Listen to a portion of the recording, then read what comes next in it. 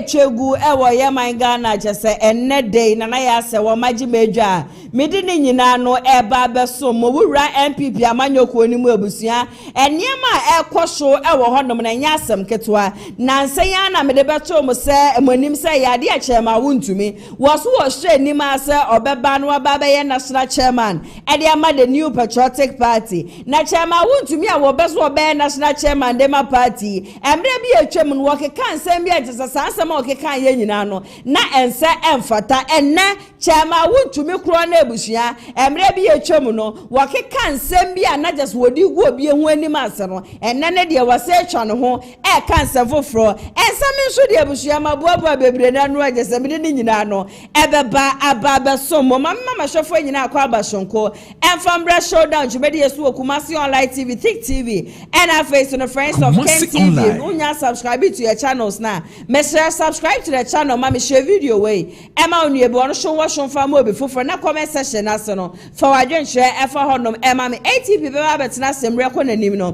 na ensaba aba won krata no nyina no wato ne bo apense mu di amaye ene fiada so de eboja ye communicators be ba betina se ebo 3 pm na ye ne wo mo atwetwe enkomo me ametire adwam de dwumede ye ya show mo nso no me di ene nana ya sewa chairman Wontumi ayobi in fact wo baba ye Ashanti regional chairman for so many years papa wadwene ho wa ye bidie nipa be ya wetumi aye for some time now wa just wo mko to MPP presidential primaries ni wie ye no ene chairman Wontumi ka se oh ya to MPP primaries ye wie na afide ya ko select Dr. Mahmoud Bawumia se wonombra no me ye flag bearer and former party na ene menso modern boni adwuma chasa me ye wa Asante mante mu no ena manu suntin wo se fata se obed upgrade ne ho na fi waba aba be ye national chairman na chairman Wontumi preso obe national chairman no wo bia ene ni problem na mom no ensem bia etwemu ekono chairman Wontumi kaaye no eno na nne amafo asa so san seminar mu no ene wo mo de chekere wo mo ho ye nyina ye nim se ba de brofo kasa de chairman Wontumi F9 wo wonte brofo na brofo enkase na chairman Wontumi ne de wa ba bonti a wo kasa ne nsem a wo ka nyina ne se se ye na anu adabi wo beye Ashanti regional chairman na no wonte brofo otumi bo adwuma no this time obeso obeye national chairman de ma party no sa brofo kro na wonte no eno an obeso oba no de beye adwuma de ama na ba beye a bit controversial just e bia be fa bia no amafo do o manu atumu bia wo mo ka ne se yete na ye KennedyAgyapong ko KennedyAgyapong SO or peso obey flag bearer de ma MPP na watena se adwun hu se wo man Ghana no woni obi obetumi aboa na wabeka ne mesisi ani di ama Ghana fo na ka Ghana fo ho atumi ahenha wo mo wabebia ndwuma na amafo anya bia ye ne ade in fact KennedyAgyapong ko KennedyAgyapong beka asasem no Ghana fo na ye nije Ghana fo bebre na ena just ye so mo yesu o papa we kra de ya so wa hye nim se de wote ntise ne wo so obeso obeye flag bearer dema party na 2028 ya to abama na be mampani a eye nice idea ena wonu ane party fo ya se twa wo mo ho a san krofo na wo mo bekeka nsam ne so ye nkrofo a chairman Wontumi ne wo mo na da so de chairman Wontumi ene wo mo na didibom wo mbeka che Ghana fo se obi a won tebrofo de ebusia wom se ntumi mane be yama mpeni Kennedy kwa abrochira wontumi kwa wesabrofo yi emfa ngu ho na manu nti no wom kan ya ma Ghana fo ni bi be hu so okay se ye kwoto aba de ma Kennedy bia na je se de ne yama mpeni ne yama mpeni abedi eche wom tu kwan ko obi mem kwa wesabrofo gu we ye wra kompre ko KennedyAgyapong de wontumi nko kasa abrofo ni bi ena amafo kwoto aba editi ye wra KennedyAgyapong ko KennedyAgyapong afi de chairman Wontumi de wo preso beba be na chairman was ya forget brofo nya de nyina certificate enchire so obi betumi ebu oman no ono chairman Wontumi oye competent enough oye bold just say ejuma wo beso obeye sen national chairman na wo boa na Dr. Mahmoud Bawumia 2028 otumi ba be mu no ono chairman Wontumi betumi aba ba ye se ejuma no na in fact me siso akasa asem we say se chairman Wontumi be ba ye national chairman na dia ma MPP na mfo bi ya ho fa bibia amfa meko obi ya ho because emprepre Ghana for abre MPP ni NDC Ghana for ye so fed up because these two political parties they be ya kade they have got nothing better to offer Ghanaians. But the same people who crucified Kennedy and Krafukwana Wamuka say Kennedy in Tebrofo. San Krafukwana and Nedye MPP Niamun Wamu Peja.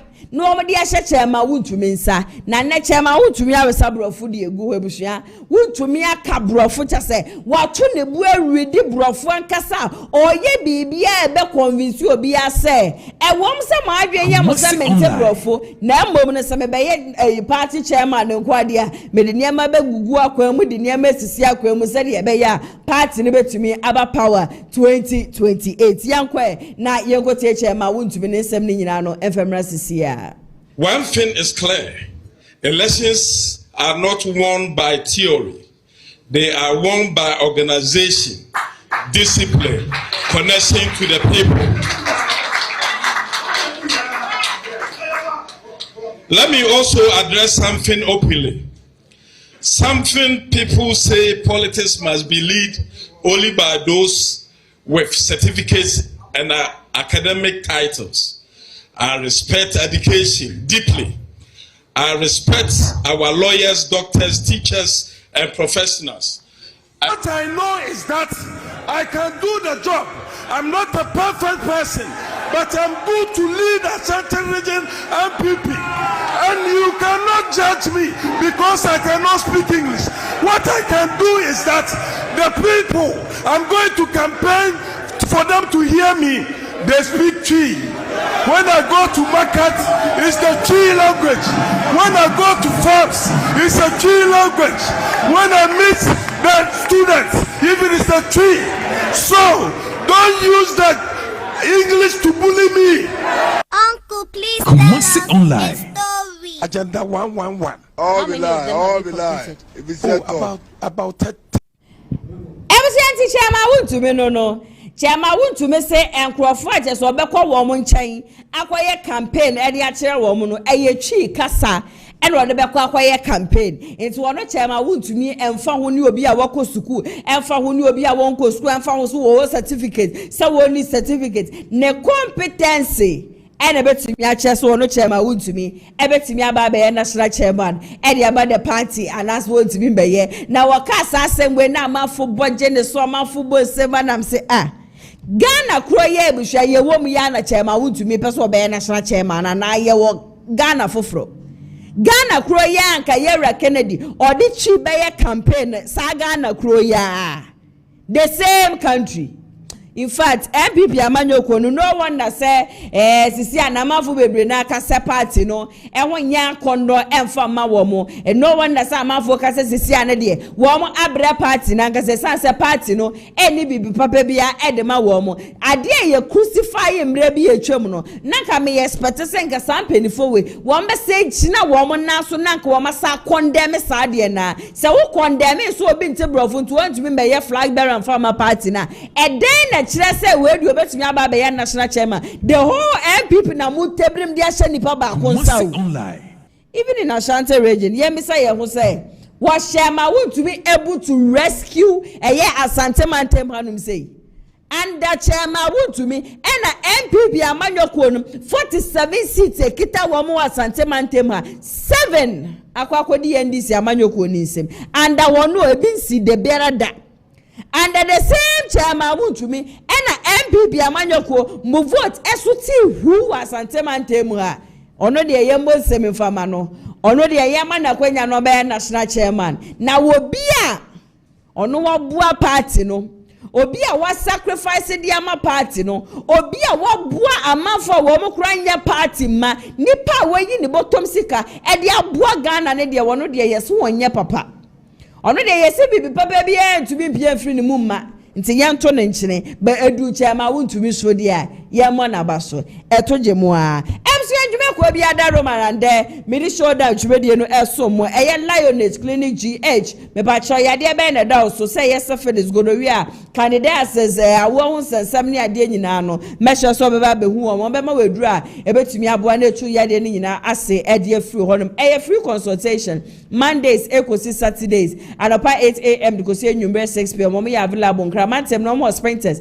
saso na kumasi na ya de mo tech maximum 0559658403 and as 0558143438 ubetimi afre wo mo edi esisom Dennis Garage so asomasia me pa cho peka to a bra be hu wo mo na wo mo MPB emfa ma opo me sha kwan a wo mo kumasi asokwa wo mo ni tia ya mas edin hwe 0550623377 the base yes Ghana first the base yes job for the youth the base yes power nyame ya do ma Monday ane ya ocha modern party office at the base nyame ya do ma Monday and a ye bia no ewo enkramante mu tesano na ye be share with a work from anopa 8 a.m. ewo obra sports circle nti mesere obia na ni chi the base ho obia the base ya de to se da wa kuma su ye papa obia wo do ye ra KennedyAgyapong ko KennedyAgyapong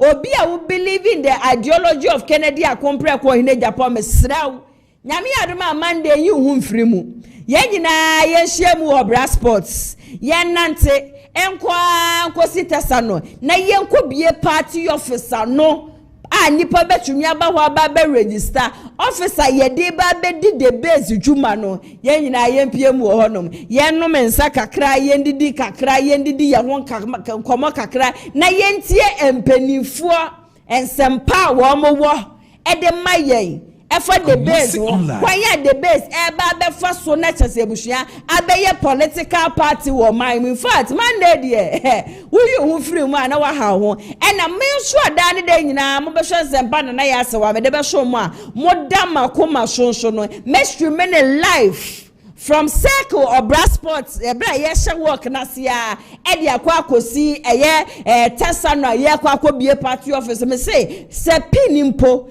eto forma update ni ade nyina no ye de be ma wanu nti besre wonya subscribe ya no subscribe de ama me mo so adade de nyina mo be sha munya ya nka mo be hu me one on one no munyina mo mra interviews ni ade be koso na nti a wo ba be join the base maybe e de atum de ama obia na obia a kire na ede afa me ba jo shane so say time no anopa 8 a.m. anopa 8 a.m. na ye nyina no ye pie mu circle nti Monday dia me ba jo shoulder ye metna studio me ka say ye be dwenje ye pipi ni NDC o da bi Monday dia ye dedicate the whole show ede ama the base and ye dedicate ama the base ye ba be pie mu so won kramante mu na ye de niema egugu akwam nti robi amra bibi kire wadwo be so friend pedifo na no mo twetwe nkoma na so obi sa bibi fa ho a me ba cho 0550 6233770550623377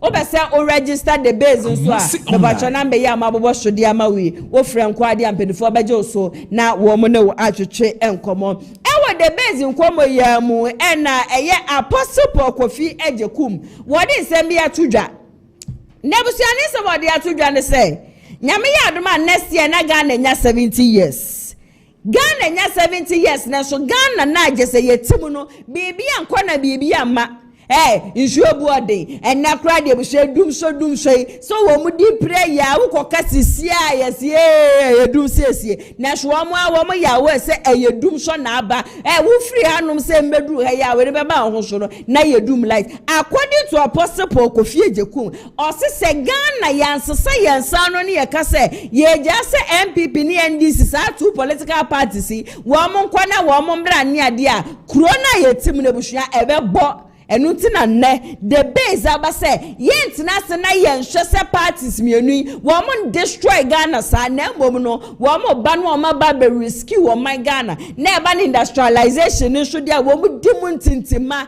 eba ni se yemia bi adwuma wo mo ya de wo honom eba ni se yensi hospitals yentompa fengu hospitals yemu amanfo so wo mo ya de to obia wo nya be join the base no obia mbra na obia embra be join yenko na yenkoti Apostle Paul Kofi Ejekum na nsem odi atudwa ne nyina no enfemra sisia Kumasi online menu anu adofonum the base ni nya agudie eye nibedie pa enipa ya dwen ko benkro se etwase Ghana tumi sisa ne ko na nimagina fa ko ache next year near 70 years mo hwe hwebrim enkuntabuo mu edie pa de why betimi de ahwahwa ye ho se omanya edi 70 ya hwe hwebrim ya dansie nye ya kwan nye ya nsuo sai I mean again edi enko it's all about leadership and a genuine political party that is not empowered to enrich themselves but seriously to build a country and only I can want them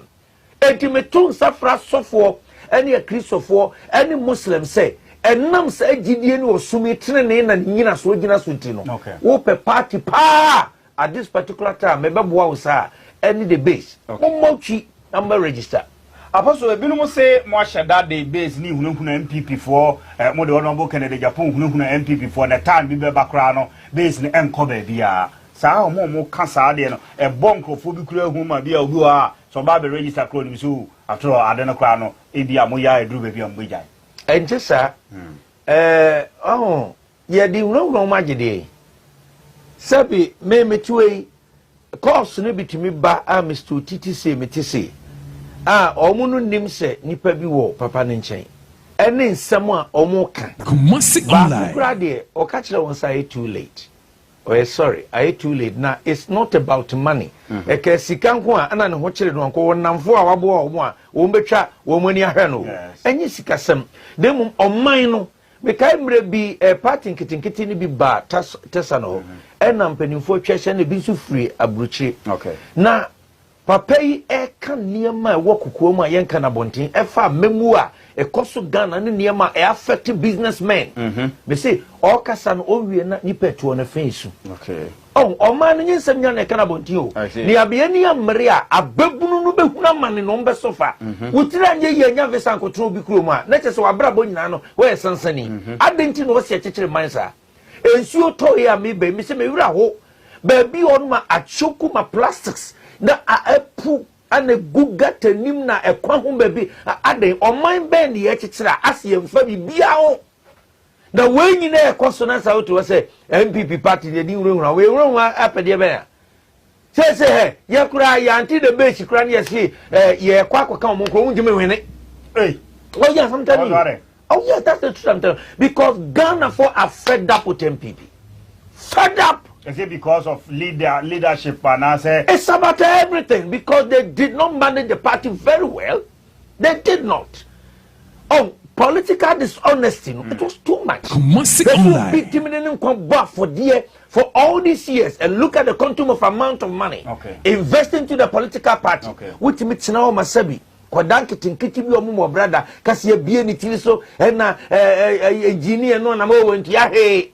What sort of ungrateful political party is this? Okay. And you sit there talking about it's about the passion for the country.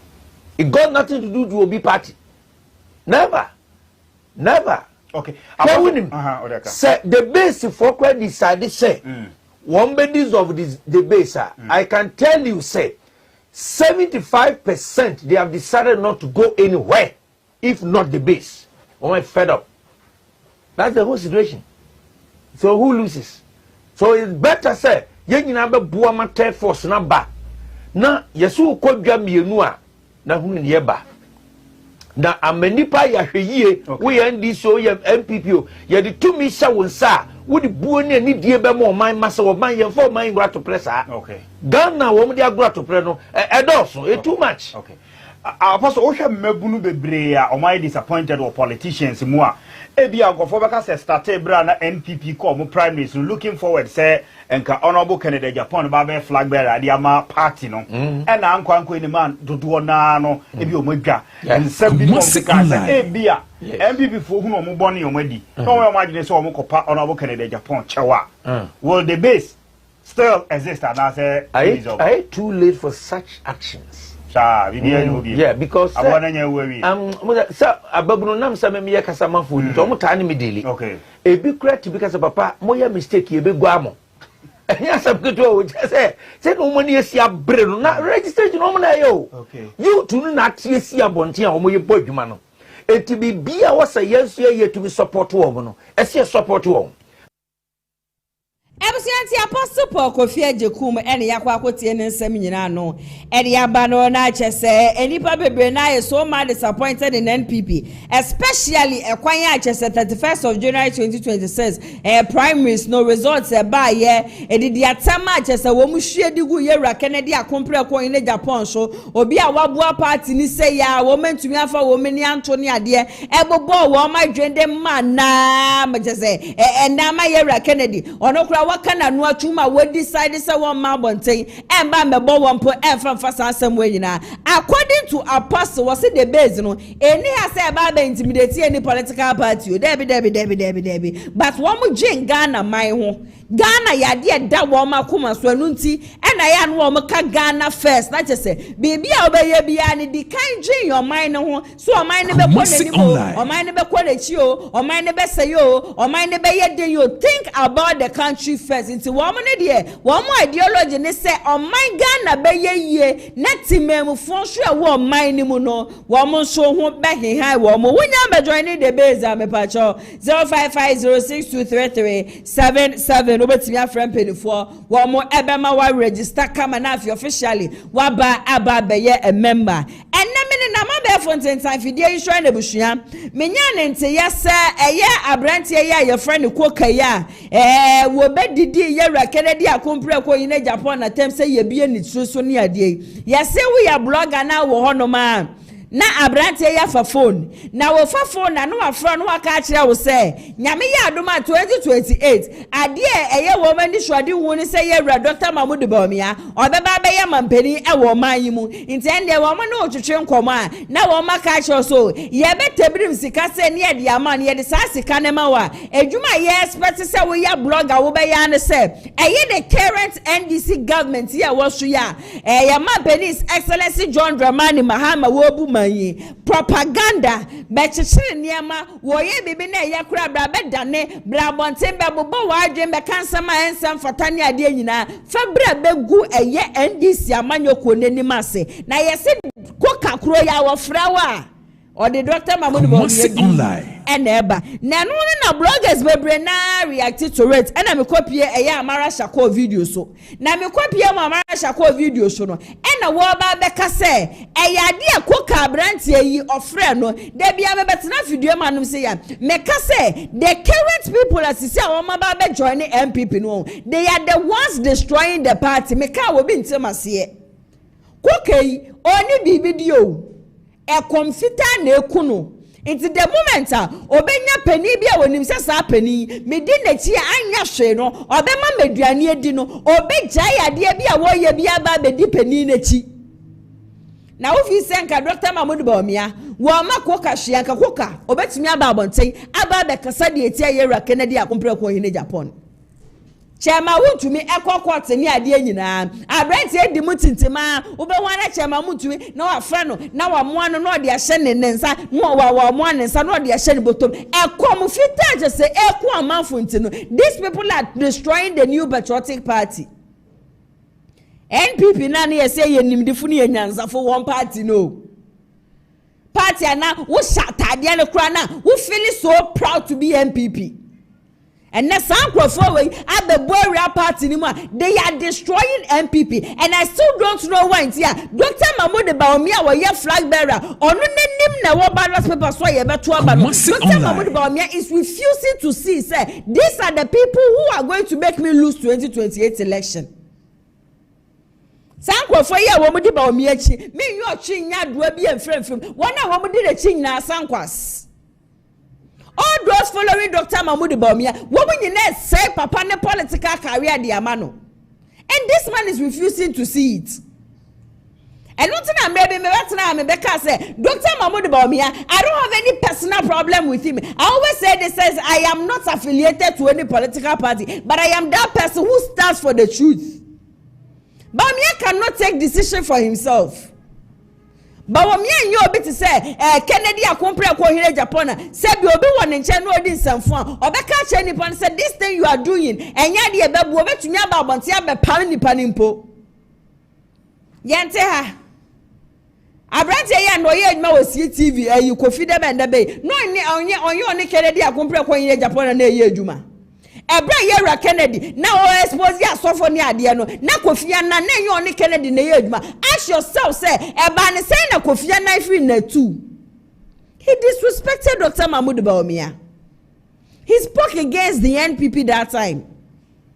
And Kennedy stood on his ground. Obi no ni ne ye adwuma oni ne netini show so ye program no. Kennedy pame sa nipa no.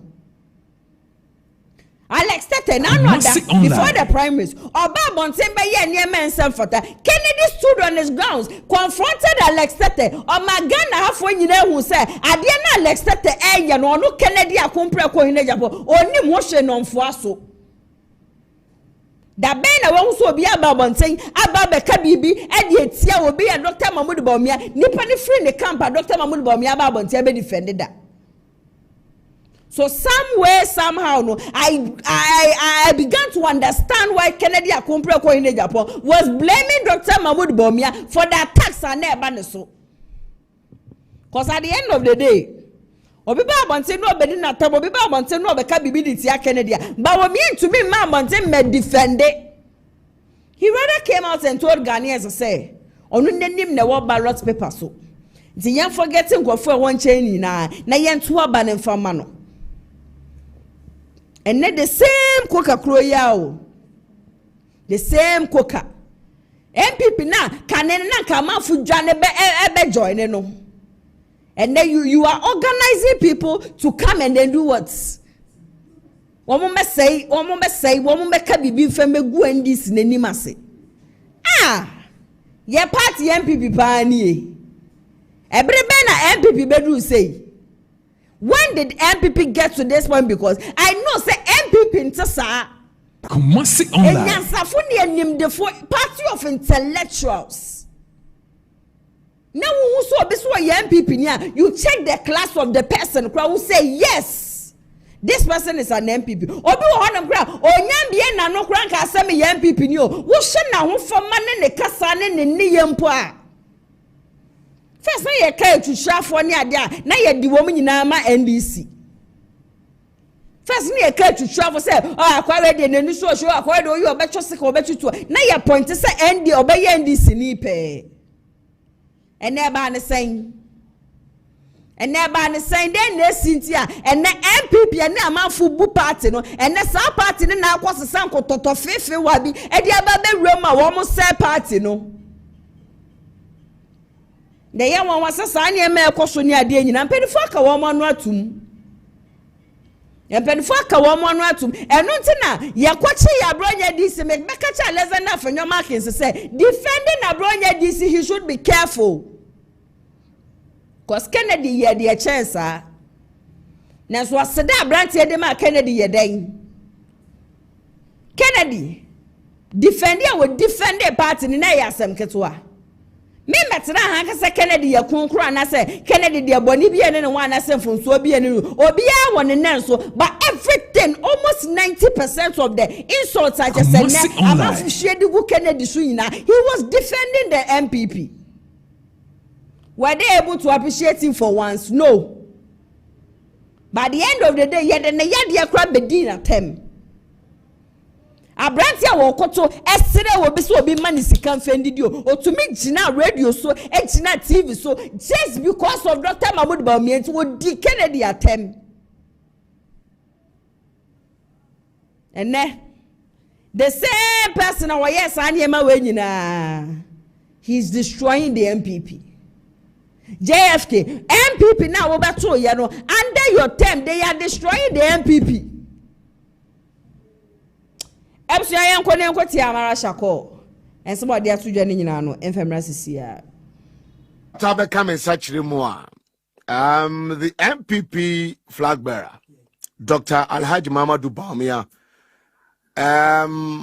ataski will be say more bloggers no one more boa mano awo shako o kan bi na ne nyina ne say 2028 elections no doctor say ekwan ba down nyina ne say the NDC afedom copper candidate President John Mahama enkobium e say oyusumu ne epekakra de mom emamo na ehihye mbo bia asam kra Must online. and as the end kra no mo betan no shako sika sen waje we a big question shako sika sen waje sika sen waje me kra podi e ko ne kra ba ye nche after say me wo wa na menya onon ko bi na ye osi me peke ko na no ana osi efe koka ana mse mpache koka ba ana osi koka ba na onimam mse nim koka mienu me ne ba ko Ashanti region ono ne chama Wontumi na pre election chama koka ana mnim ba ko ono na da wi me na modidi ba wo mi achi ana osi me na adama to form so ana mse mpache ona aye hwan ana osi oni didi ba wo mi achi no I see that's so nice audio minimo da bi ana nam social media ana mse nkomo be no so wo bo adwuma pa o ye adwuma ya hwe adwuma o ye na nsem bebre na de pese o ye ne se o pese o de me kochi aba omia and am so de me chi aba omia se o se o adwuma wo ye na ye mmoa na ba omia mla power na ye woni ma bebre a pese ye ma bloggers no ye pese ye de ye pelo mamo na motoka na mu ye sei ye pelo yes ma nsem bebre na me na nze nsem na no wo kan na me an to asmu because me ye adwuma people of power wo mo kra na threat me most o samum na send MPP adwuma time na me sha time o share adwuma ya send MPP no power na de ntina MPP na koka mum na ebe fle e ade anya o say bloggers beble wa frefre bloggers beble do matoto platform so o converse o mo because we are blogger we are social media activist we are e makoka kran converse o because ne nkomo obe sha ase koka Must online. so say kodi ba o mi achi na ye fa ba o mi amla power ne ba ne peka ma wa bla ma ba power mu firi okra wan ya ma isika ne bi gude ma ma mi bi ne e fi na nsa mebo awansa se bi afa na mo ba be adwumaden no me recording bi bia me ma ne ya we say necessary and I am nka say group no me nyet that type me mo o ka chance mo fa nka group no oh me we recording me ma no say friend or friend for so bi no so because e dey client na our friend me ne o pa cash that be any necessary because manu say satima more power no clampo me amoa mo dia na ofrem dem today no about opposition and manu say me na maboa de NDC abanam se me fa NDC ma pa so why adwuma ma hama why adwuma ma ma say oboa ye so bi oboa ye bi nam okay tie busia ya amara shako ene yakwa akotie ne nsam nyina ba wo kire se bre koka fra ne ade nyina wo pemu ka no kora ne kire ne se nyansa bi eni fra wo de afra ne mu no na eye meya me say and the funny thing is for all you know Ebiana Dr. Mahmoud Bawumia cry is innocent in all this.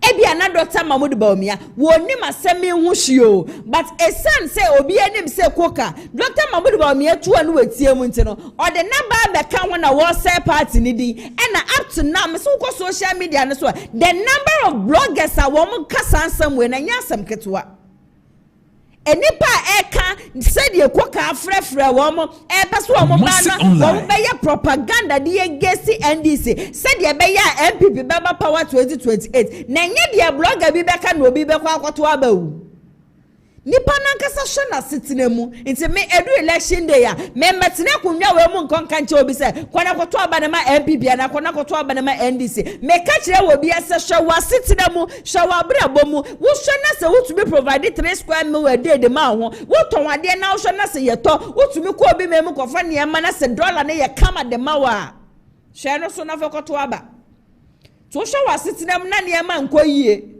wo fuka na se wo to me nchia when we are no me we teacher chwe na we na sinchwe na ni ade etifie nya adwuma ya na wo de kokomoti na kwa akoto aba de eti aba na etso no obi na emeye propaganda emeye nkusidwuma efema MPP ba be mu e solid yes de na mo be ye de bua wo bi a obi na embeja de wo ye no me support na me amiti here bu obi akra mfre me because obi anim say Dr. Mahmoud Bawumia there is no way I would convince anybody to go and vote for him to become the president of this country and yeah da ho not because I don't like him not because I feel say he cannot become the president. I've always said this and even Dr. Mahmoud Bawumia ne nkrofo kra aben chairman who to be nkrofo kra babonti abeka say if Bawumia wants to become the president of this country he should sack the people around him.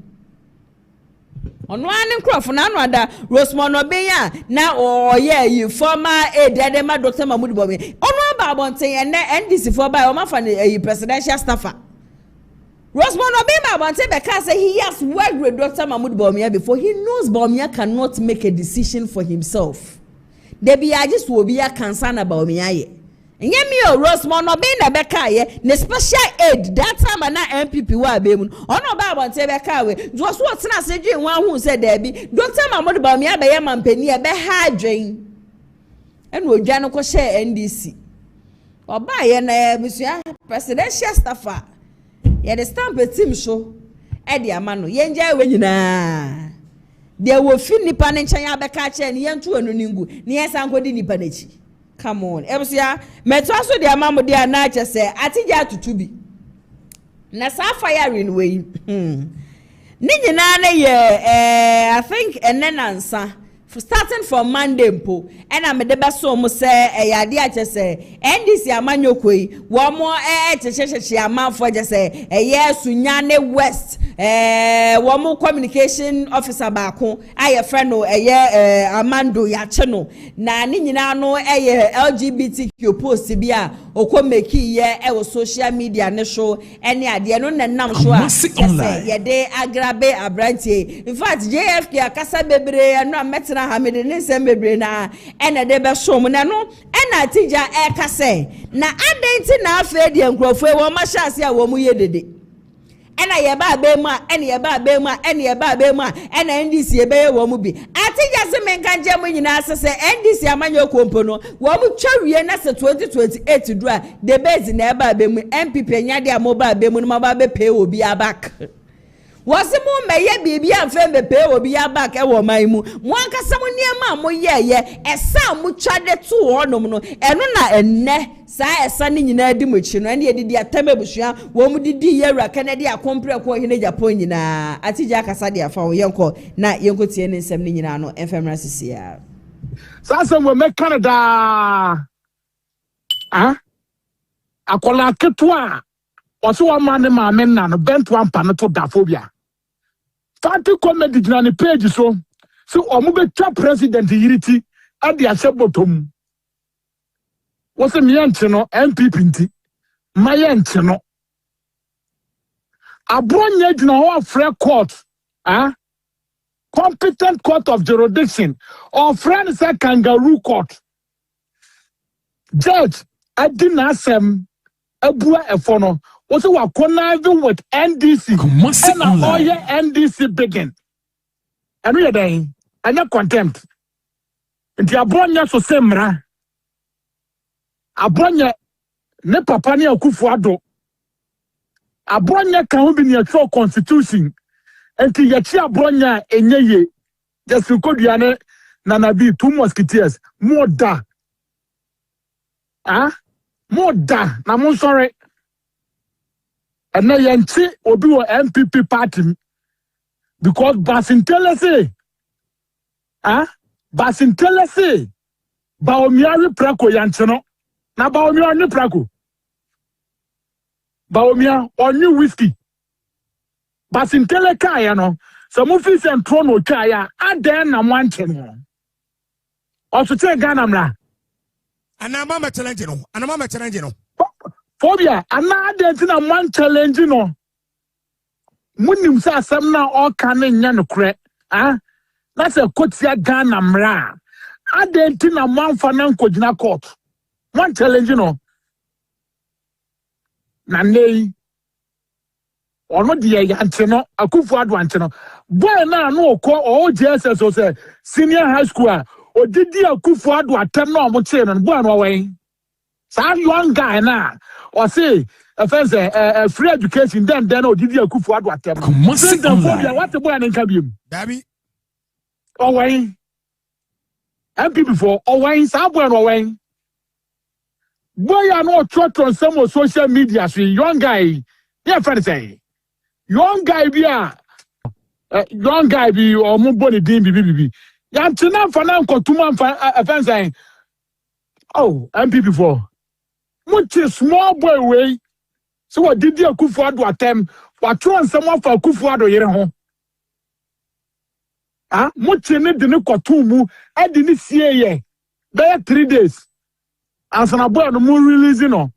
More officers ye.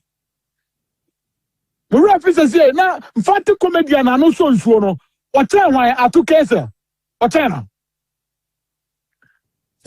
Baba Mando. MPP for pa. Na me say omo nunu omo so kra so na omo sere. Sadan government be change. Government dey be change. But KennedyAgyapong ni dey face ni baba.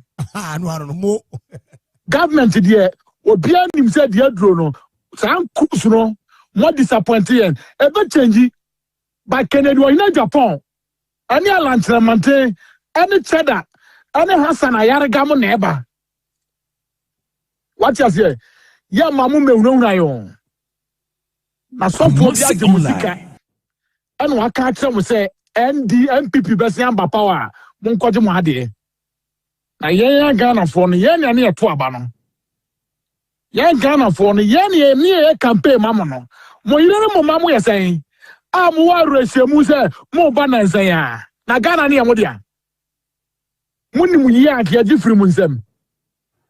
Sabawomia wonyansa yade extracting economy and kasidi free 3 cedi ekodru 17 cedi.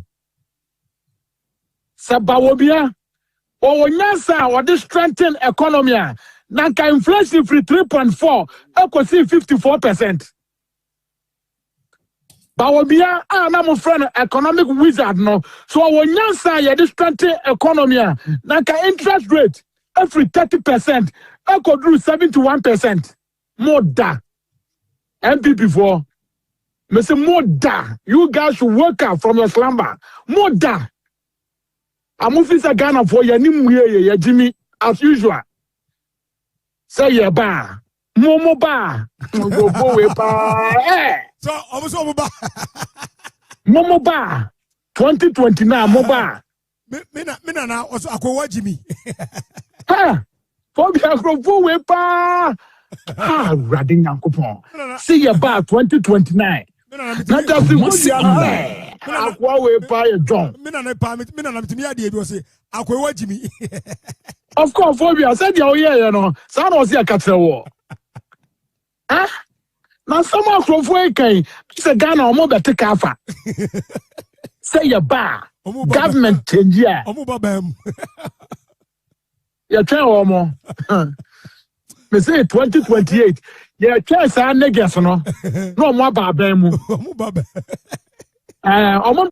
Okay, busia enti atija ena yakọ akwakotie ne nsem nyina abana chese wo tutu bi style bi busia enya asem ketwa ede ama MPP amanyoko na nne wo mani abedi a chese wo mo kire se adeya abaye ba ye chese wo mu intimidate wo mo na nne ya chi we no ojuna ya chi we ni ade wo mo so chese yaudi a chese party NDC for do wo mu FM no enya de ye kam wo se masa ye wu bi penyo ye nim de mo bo abemu mo ba ye ntino mo so na mo decide send de amafo be kan sam na sam nji obi na so abawe ya bana send de so obechi obi send de mo ni akokudo sam baba abonti aba be ka bibi na mpo no at the end of the day majo yam say 2028 MPP mo na mo ba dia muntum nda esansen ya de besi de biara da edwuma ko bia daroma na enne ma betina fidie ma no say ya jeseja me dey show down to no eso mo bisa say hana ATP aye ready a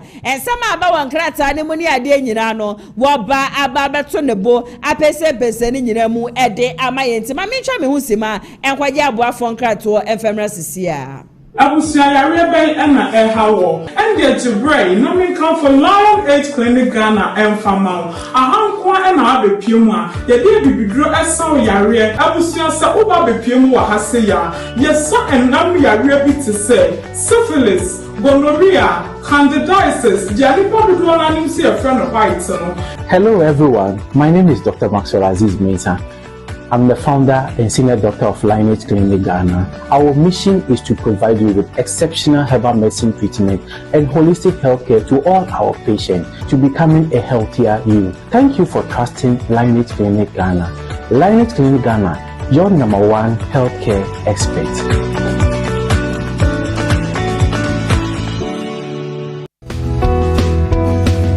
Wow, what a nice cars. So peka eye neat pa afeni eye free so ede abadia. Contact Danny's Garage. Hona benya car tiapo a eye neat pa ato. Car efeye eye latest models cars aba. So pe eye Honda CR-V and I said Toyota Tacoma, Toyota Land Cruiser, Sparks, and getting ya, a Uba Ube, Nina Ubenya be award Danny's Garage. She say need to be quiet diamba, a Honda CR-V, a hybrid engine capacity no 1.5 entry fuel, Uberwood Danny's Garage, a Oti Ahmadia opposite 1 Frewa Homa True for 0550 623377. Eho ana Danny's Garage, ewo.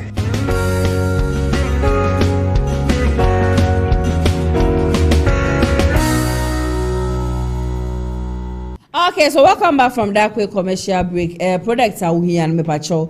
Opeka na to our friend and his garage. Wo menye bi edi amal saso. And a wa po mudi hunsen samin so ambacho contact LGBTQ clinic GH womonjo so shon kwa mama wedra ebetumi aboa na etu yade ni nyina de asie free hono. Wo products bin so obese ye bon hu de roma we ni jujumedi hu beso oba na beso ya senso a me pacho no so 0550623377 aye bejo so shon kwa mama ATP akwaba ATP na ya sewa ibi abako yesu adom na so e obo ade adarma menso me hoye pa nde boja ye de na eko wakina na ya boja ye na mamemfa ye ko weekend de tie bia no side chicks no mo be kokoko mo penafo na se salomo ifo ne bebe papa ye na ya eno me na social media yi so na me hu se ma me panimu bi o ati se na nifie na ko animu kakra na wose ni kunu friend se ja ene de won't me mafie but ni kunu taye sa ade no na wode me hu se ya na ja okohye ma ya yi hono mu bi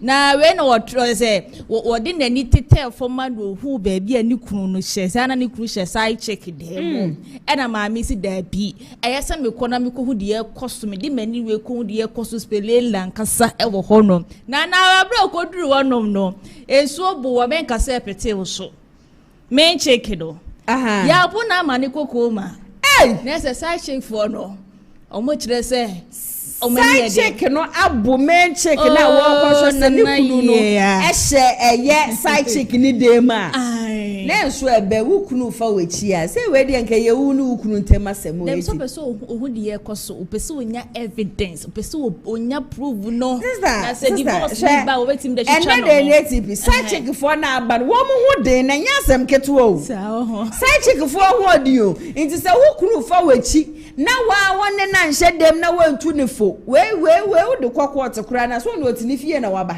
e bia na wo ye bronfo a obede ye huntu we de ne kwakura trust be ngosi aga pe de wo de fie the reason I work as a side check for no mu board ni say the moment ma me do fie on ma wo hu side check no side check ni nya board onya kokodo ka je wo kunu wada that's wakwa esu wakwa 50 rounds why am wa sepa de ne wo je say na ya say ni na emu asane wo dwedwe ne ho enes ma mi ko bie so ti ya bu ma me na ma ne ko na wakwa ko ma wo hwe de nani nyina ya na say next time no ene case serious o na serious onya grow where am I? Nani na hu no. Abaya na susu.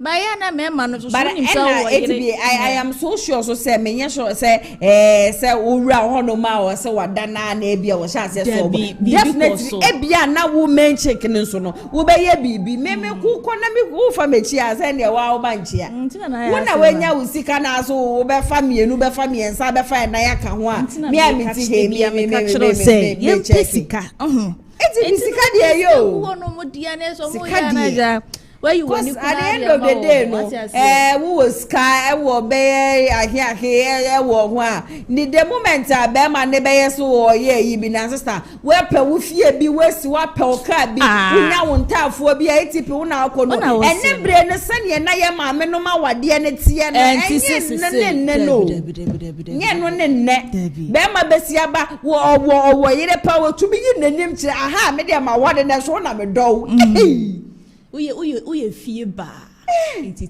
Who dey tinefie? Masa, and today I'm going to tell you the truth. Some men are not worth it.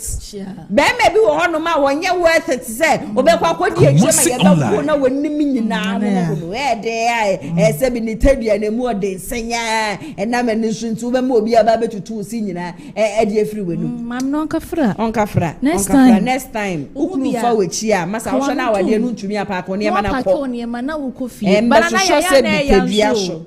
Osi ya na ya. Ya de na ti bebra na the end no na ya wo hu se wo titi scam oba foforo. Etipi be ma wo pemma. E na ade ba ko ya na ya ne se ade e do ma ha mu adome. A mo peso mo betu zipu. Wade ko ha ibia no akote yare na ode aba besa. Adan obi ka kire me se won so na wo mu tedua ne bo ho ketekete na mu adwuma wo so kwa na wo fa wo mu yiri no mu me me nka so ATP yen konkrata ni mu ade bi foforo ho na abrante bi efe na Ebenezer Frimpong bonya 26 years na me ye wedi me sure say ni fi abenfo na ye nsa why then enkawie ai na wo mu sa police ka vehicle bi si won ma na wuntwamu nko baby driver yi si ya pe na abrante ya kwa akotena kai no wona aspakia wo sene no na ya se wa me de wi si we de fi abenfo a police for car esi ho no na ya se wa na branti e wetu ni enya ne ho abetena police for car ni mu akuguduo vim of the Lagos abes park car no etu ko eja police ni ne wo ho no eja police ni wo na ade ba kwa me ka se eyefia benfo ni se wanya ba bia afa na ni anchiro eketi akwanso na ya se wa tinye ofi abefa wa kasa no pewura bi mo fa na minim se na wo ko wi aka wanya ka bi anwa sa police for car na minim se wo de koya lobi la yo se de you meet me husu okotito ana we twa ntro de akira manfo se bia wo ye police ni na wo peso wo kira sa ha nti wo mchi no ketia onam kwan so banatin se so for line ho ba bi no ene se mo se masa we na wo da be na be ye police ni na nipa yi pokura na eja wo wetime yesi encarrier market wo papa yesi okoto ade aba na kwa ne betu ka no ne ko we dia police for me se mo vanche no ate we pesa catch hospital bi na ye spiritualist bi na won hwehwe because ATV we dia nya kwa enti fia banfo we dia nya kwa enye fia banfo anka de ebiem ATV kwe nana ya na mama mfa the inquisitor emfa krata ni nyina se na obepiem e wo krata anim kama na se OSP ankwa no ma memra so na mekwanu ada na nkrata bebre na e obo ho amane se ensia no oni tumi bia so obeso nipa esa de na kwa akogina koto na we enam so ama ya professor Prempe ababoti se wodi Ghana ho ya papa ya enye fedi agro na wo sere na se wodi afutu emu odin yankasa e de ma OSP se hwe na wa kwa abonti ankoye bibia na se wa anko grant interview bia ma ne nkoko se ya bibia de bi wotna se di ne salary ba won na wondi cause e man pani JDM ko wa mana tia se senya de wo yi na firi won sa asem edie wo kana nu entum boko efa emano ne krata the inquisitor eda beto krata yi enim kama so e wo ha se sa so na wo kopie ma wasa amanfi x so a galamse koso ye bawa pa ye e wo ho no ne so e man pani JDM e ma Ghana fo nyina tia se obehwe na ka galamse ye to atimetwa atin se eye MC ye wo no kra na beto oja se woni a police fuo bi fa kwan bone so jiji ska bi won ye ne me ne wo ya say the way kwori musimi say no ano ade ye papa pantimpanifo echo mani emehwe eye wo mo sanso ena na ano ada kosi da ye tere ho sem e wo kroma se ye brekum Chelsea face o mo ko bo mo ba ya akrofo church amoafo bi ko tutuo e de kwabo nyankopon ya dom twedi ampon kwa me wa ya dom papa ye am ya timachimu enipa mienu a ene the inquisitor e de ho mo mfoni ababetokrata ye nim kama enso e wo hasem me di diligence e de to so na we pm enso e wo krata ni so anya enchebia na se wake up ne baba beko ai enchebia ne edi samanu ko no edi sikagu akwem support nipa mako 800 so modo mo ko ana mo akwa support Ghana se de be o my Ghana ye betimi adi kuruwa no edi ababa we pie mu e wo my Ghana mu ose ne krata so eba ho amane so ha se wunya bia na eja wato bo ase no akenka ni nyina become so ede amaye so na eye enale for penny na wo kire mu kasa amafo bebre na dem social media say wa ya rent diamond no ya mani sika bi rent hu sense bo say no kura bi anim de brada ene kratai so ede ababa to so na ya attorney general any OSP say no ne ba be take over ni case hu sense bia no ba be take over e wo ho a kratai so ede aba enra it's a Wednesday no NSS so mo pa free primary health care no ho entoma na NPP amanuko ni because ase man pani je de ne ma pa ese NPP amanuko no boss ede to one no na bese o branding foforo na krata delegate twa man pani je de ma ba beto krata yanim kama ene krata so ebo ho amane and so ha many the custodian the to so now be PM kratai so na blue east for akuafo wo mo amudu aye cashew na esue and am say ma pani je de ma de ase the blue east ye akua wo honum de ase de o say utwe wani kura mehwe na cashew wo honum nyina na propro etibra na twa wani ebehwe ye negisia na ye nya sika mpokura fa to aduane fa ma yabusuya endi and the custodian twa ho foni and so da baba was also and a doctor Baumia no in the 8 to Francano Edama MPP Manuko Sasso na Juna Poso ne phone Eda Hasen was sick. The Sian Yama Penny Abedia Chin no and the 8 to Francano Dama MPP Manuko online. As some more than not demo matete no ma prepare ye papa passing Yakupon bois 2028 2029 or no and ebeli di ayo my Ghana or baba be or man Penny Kasa ewo chroma and a crat time at no for nimponi for Nina Baba to us a cat elbow hamanie. And so Hassan so and a KG for Wama Tebisika 153 million Ghana series at the Majari for and tax a hood bra a coso ewo chroma seno mudinina and so at the Moma Crata elbow hamanie and so Hassan so and I'll be PM Crata fire a tosso a yemi no so has a swap. Yes, a man penny dadako for and a daha and a watch him cast so my Ghana Africa a betum pong pad yes so my Ghana didn't never be down a guaquem ye ma a enyuma kasa ekoso ewo man ni no ne betima boa ama man Ghana na Africa no etimi akoda ni wano na no pensama de custodian so de eba yesu no mede the Ghanaian publisher de etwa so bujuna pone nsema woka edefa do to Frank Adama MPP amanuko na Dr. Baumia no se Dr. Baumia ye ka obi onim nyansa obetima bu man Ghana ye papa party na se Dr. Baumia zinyakopɔ bo 2028 no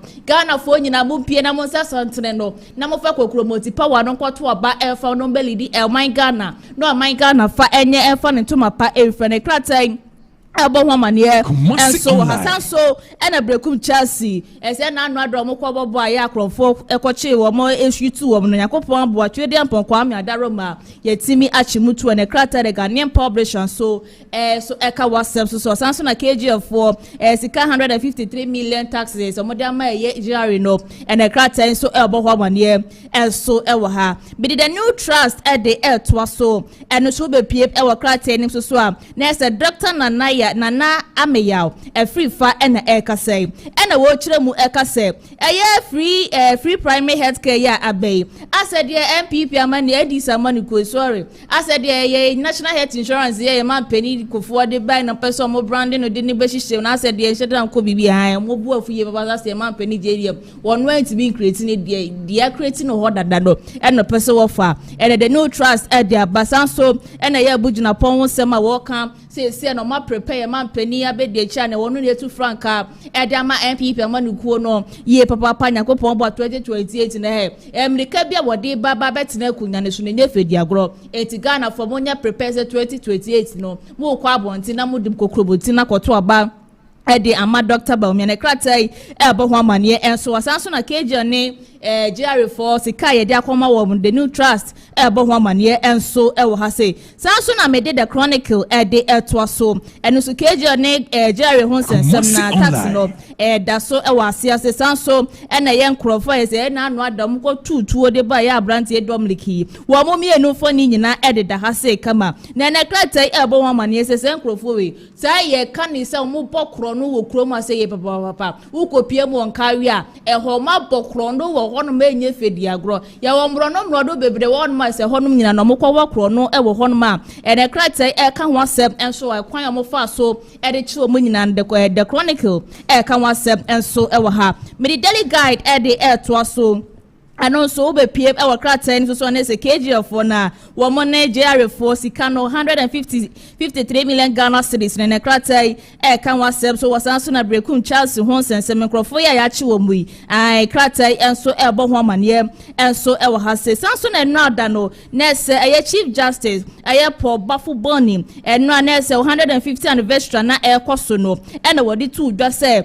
e se no mo de enchise bebre na egu akwama ye be hwe wasem be di court ombehwe na eja omai omafale na se ometima ma aboa ma bibia koso wano kasa ede ama ono ene krata daily guidance so ede aba mama for the metro lanes and fan sorry krata ni nyina so ne wo be PM e wo krata enim soso a na se papa bi da shoro ase wo go PM South Africa ye se papa wadi nyamela sema kasa e wo hono ma enye fedi agro ye friend Julius Malima na krata e bo ho ma ne se ena no da 2018 papa ya bra na se ja wo ye campaign and pe no kotwi tuo na puha we nam so man panifu e wo se da bi obi a wo pro man pani adi wa sha se tutu tuo ne tuo de kure kuta kra yen register we nam so from 2018 abesi na me no kase papa yi afa ni ya events ya de na ya ba abonte ya ise na jeri ni 5 years a wo ko akwa de me ne krata so edi abasa so na watch befi e na anu ade be ka se wakoki kan se mi da fa krobe ho sense na Utah e wokofo yi Eastern Region ababonten o ma baba be defend ye papa ye ne krata the metro line so e ka wan se breku Chelsea enkrofo na krofo ne ache wo mo ayede nyankopon asese ache wo mo ye papa ma me fa the metro lines en fa sorry krata nyina na ya se wa en fa da ka nyina fa beto so en fa ma ye te fa da ne da nyina no wa mo je brete Kumaso Light TV TV era face of Kenti ye weekend best so say ja wo be sure hu su ye papa say da bia nyakopon bo next week yes anso ebedi nhemu e wa habi na ya sewa okay ATP me da say dem Julius Malima hu sheda nim no okay 2024 January mu honom ye Pan African Unity program be course wo man yeah of South Africa or Bahabi and now okay e bra Chedder so echi say or per se or enra na me hu story Kumasi online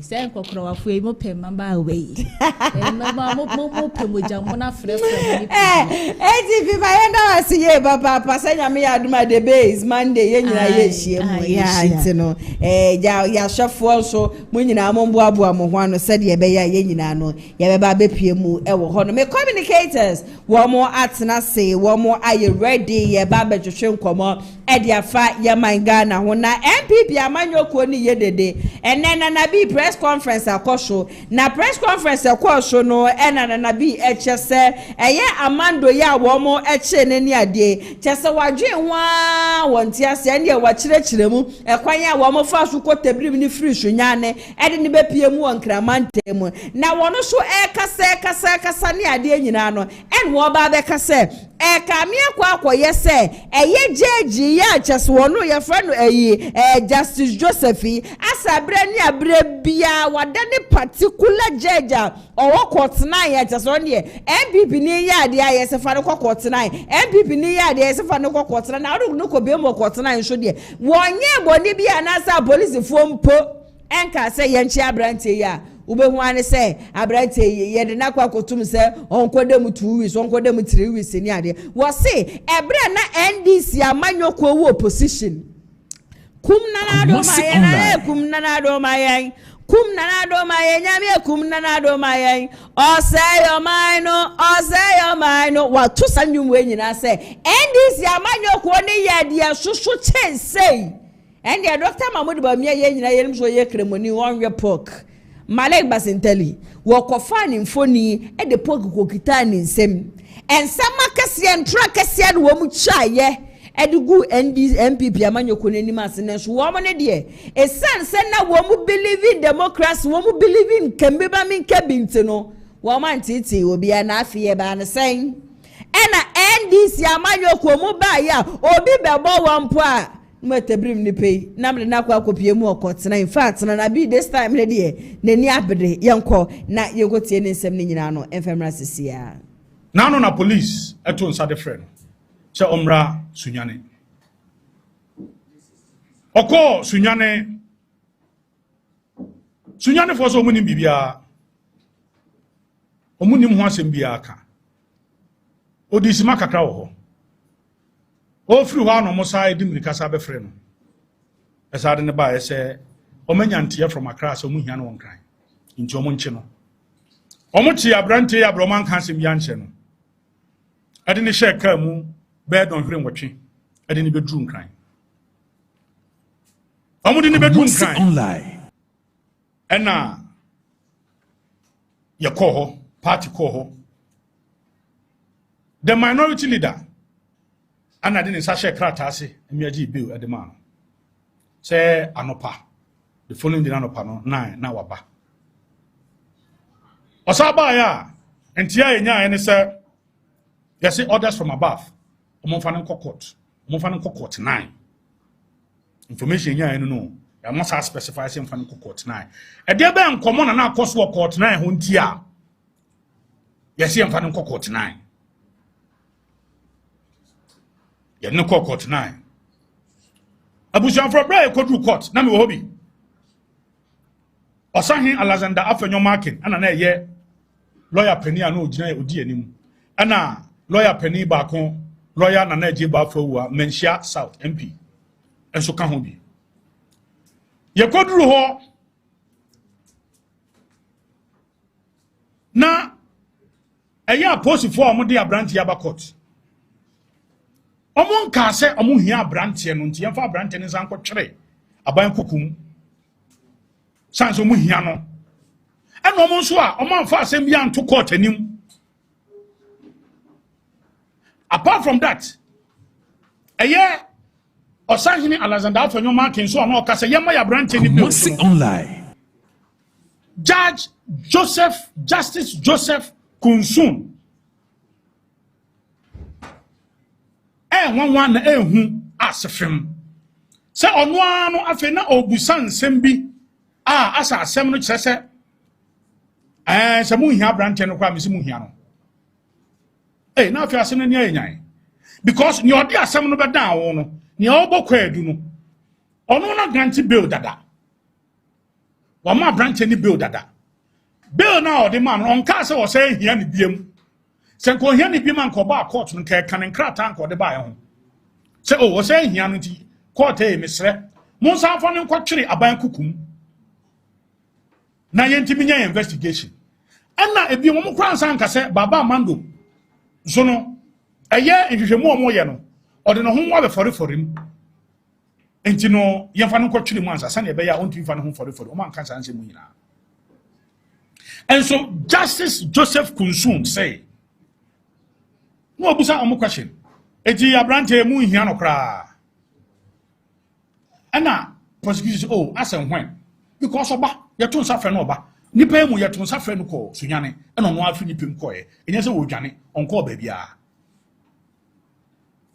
afi yan kotebeti a judge say okay se mu hia no mama no remand Kumasi online no nsa amna 20 how efa na se mo bisi ye ni ono no ye investigation no ga se o hia no ba judge anya wo na wo ye investigation so chinchina ha ni hia ni temfa no ko twere abagokum na court na ho na no bibi koso ho no osi ebusa ho kra na mbeka ya judge bi e de abronya ko nanim judge na se mo kokan ne se although constitution ne ka se ye nyina ye equal before the law but in practice ye nyina na equal before the law bia constitution na kan article 17 na kan very clear say all of us we are equal before the law. Sa judge no can say Debbie enye nyina na ebi mu so chen ebi owie no so de asa de animal farm sa ba mu owie no kofa Idi Amin such a dictator at the ba mu Ghana for brim na sa court na hoye na asemu isa kusi ho no hoye na asem sa kusi ho na and some near Ben and ye who be said. Yera Mahama ne ni NDC. A dear Ben some pan or man can fa MPP abain. Yera Kufado. Ene Yera Baumia.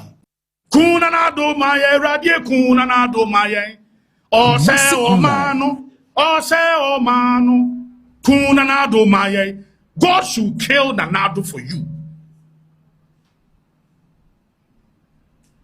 A certain journalist sat on radio. Is it someone who talk also? Said that say Nanado through plane until you know they will play no and crash it. No. Who arrested him? This someone who talk guy who arrested him. I can say that Nanado Dankwa Kufado and Dr. Mamadou Bawumia, they are saints. If we look at the development, what is going on here, they are saints. They are saints.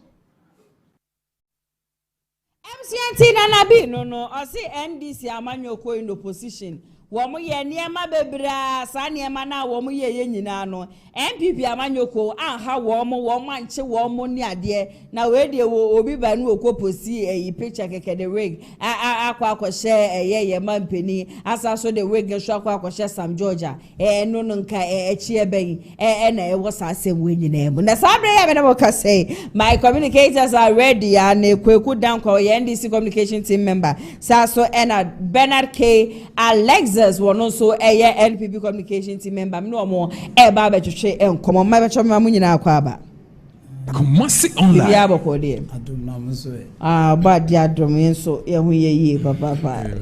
Also, way. Yeah, nada then a video ya boy and Nabi. Oh, was a momo position muka near my baby near my baby yanchemo. Nada na fi the MPP bar power. Momo chechu almost. MPP na never buy. Say omujidi say NDC are EBB. And then I want to know, you had every right to arrest all those people. But they believe in democracy. No, they feel say. Yeah, democracy or morality. If you feel say near Nipana Kano, it is against morality, it is against human rights, you can arrest him. Yeah, what the pictures they posted, the only AI I know. It is against morality. This LGBTQ, this LGBT matter. Indirectly, you are trying to. What are you trying to say? Say, "Oh, me against and answer." He can sue you for defamation. This is different. We are defamation. And you know, say Oman say Obiya bibi no Oman chi Omo. It doesn't mean say yeah bano Obiya the wrong thing. No, you had every power you had to arrest them. You didn't do it. And yeah ba Munai who said no. Why is he? And this is a matter that has to do with LGBT. We are defamation. Nipa no ebi kra no akọ lose ni BB in the long run. Intina you but Imrani Ombedi intino the woman press conference is not what will solve the problem.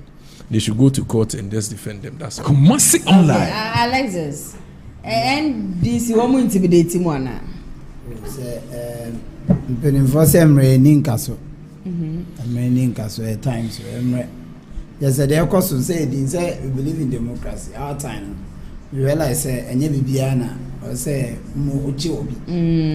freedom of speech or the constitution is there. But when you are in power and you feel power on Sementino, can intimidate people at a time.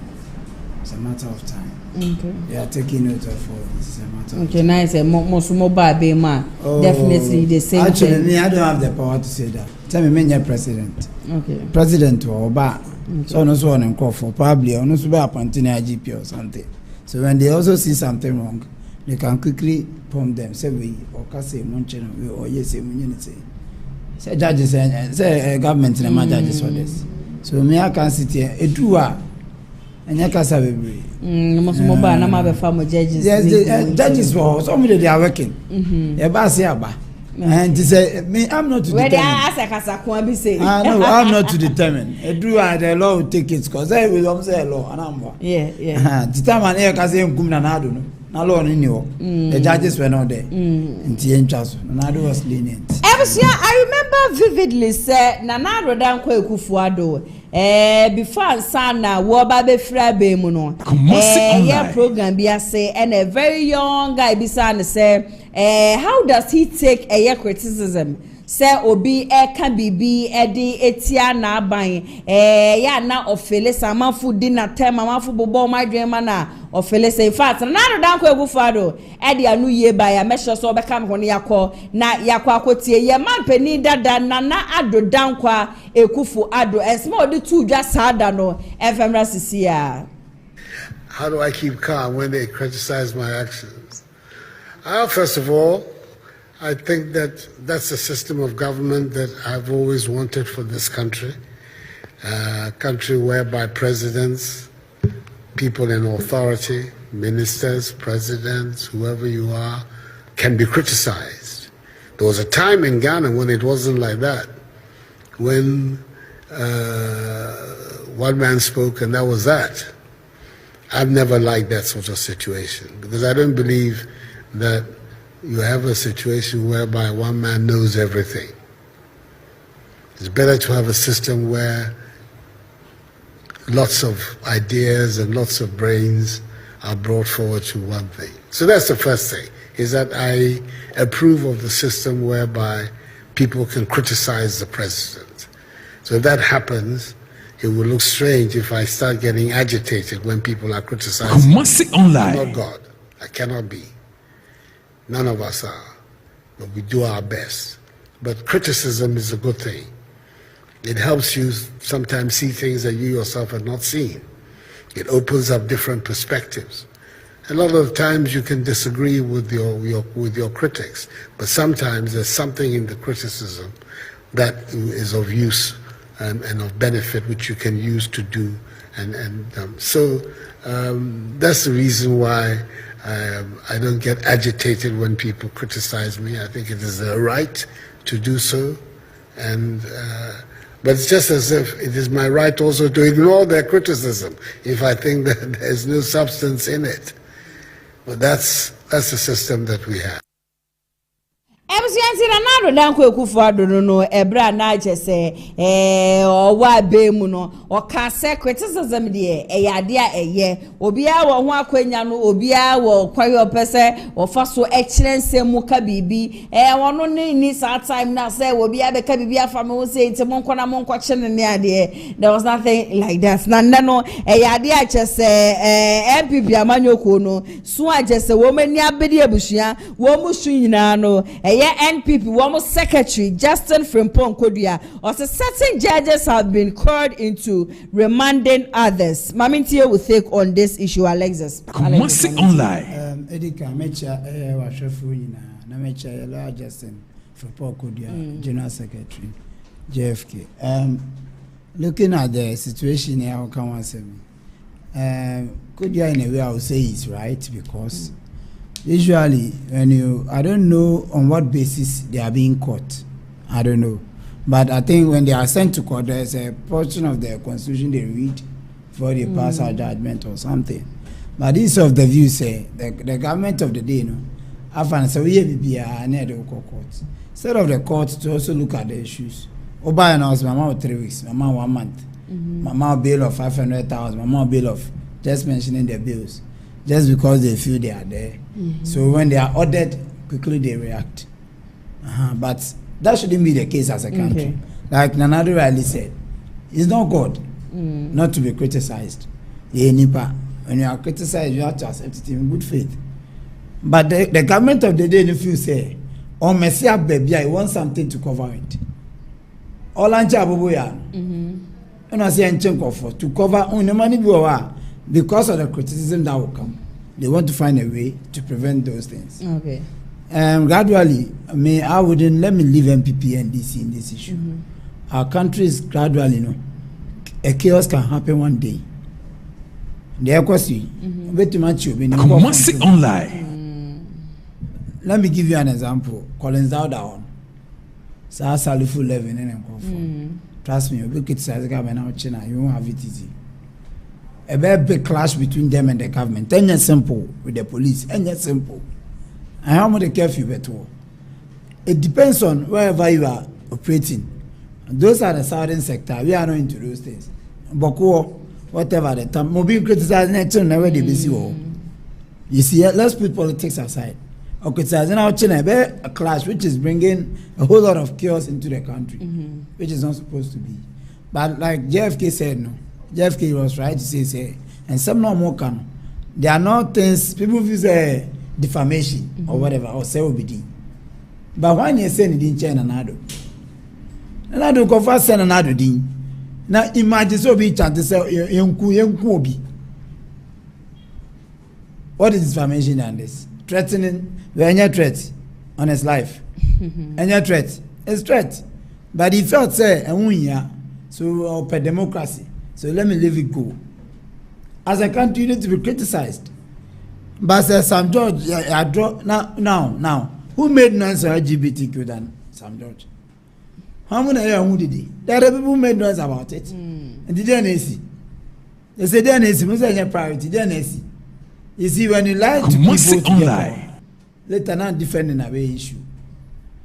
Because I remember during another time, the president met the CSOs, the Bishops Conference, the Assemblies of God, the whatever, the one Christian Council.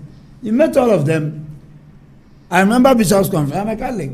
They met the youth leaders. We met and they told us the president has assured you anyway, made them issue a communique to all parishes across, telling us, say, President is over passing. Immediately is voted into power.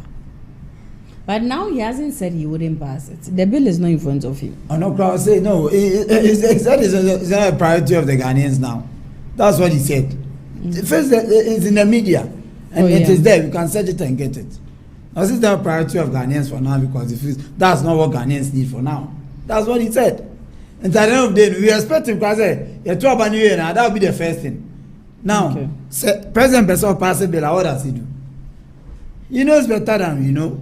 He has been a president before, and the president paying. So you only another catch majority leader. And you're not the business of the government, government business. You're not represented to parliament. And also the president says you should go about the LGBTQ. Quickly they go by top. Are they saying it's only to Nanado and him on one side? Is that what they are telling us? Send Nanado and to him on one side. Okay, my uncle Kweku Yentie was who take on that issue. Democracy need defamation. Two different things. The pastor of boss Sam George. Obi no call say last week I can say he's still pushing now. They are still preparing the bill. Now what tagging as gay. The LGBT flag. I mean, it is not right. Now who has also received criticisms more than Mahama? Edu baby kramo ka say Mahama or the mark she play mu Mahama say edu Shatawale nyom kra by Mahama paper crab the ball nyom ni ade. Who has received Mahama doom so ni ade? Mahama has received all those criticisms. Nanado has, you can't say Nanado has received more criticisms than Mahama. Are you sure? It is every president gets criticized. Obia, even MP, they get criticized. KennedyAgyapong got criticized more, has gotten criticized more than any MPP person in this country. He wanted to be president. Right now he's on that presidential status. No, I'm talking. I'm giving examples. Anyway. No, I'm giving examples of people who have been criticized. Sam George gets criticized. Ablakwa gets criticized. Everybody gets criticized.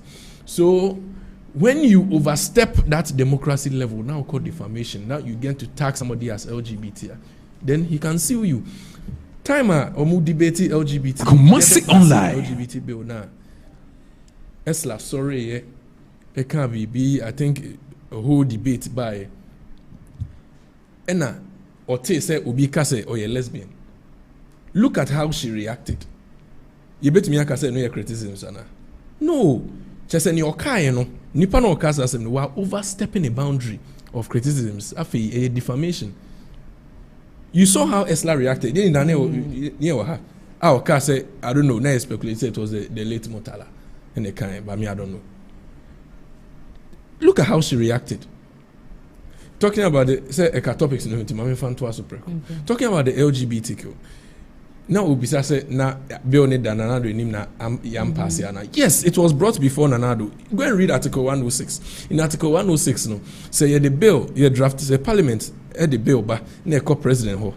within 7 days, 168 hours. So when to me and sign, the bill expires, then it goes back to Parliament. Can you give us the exact date it went to him?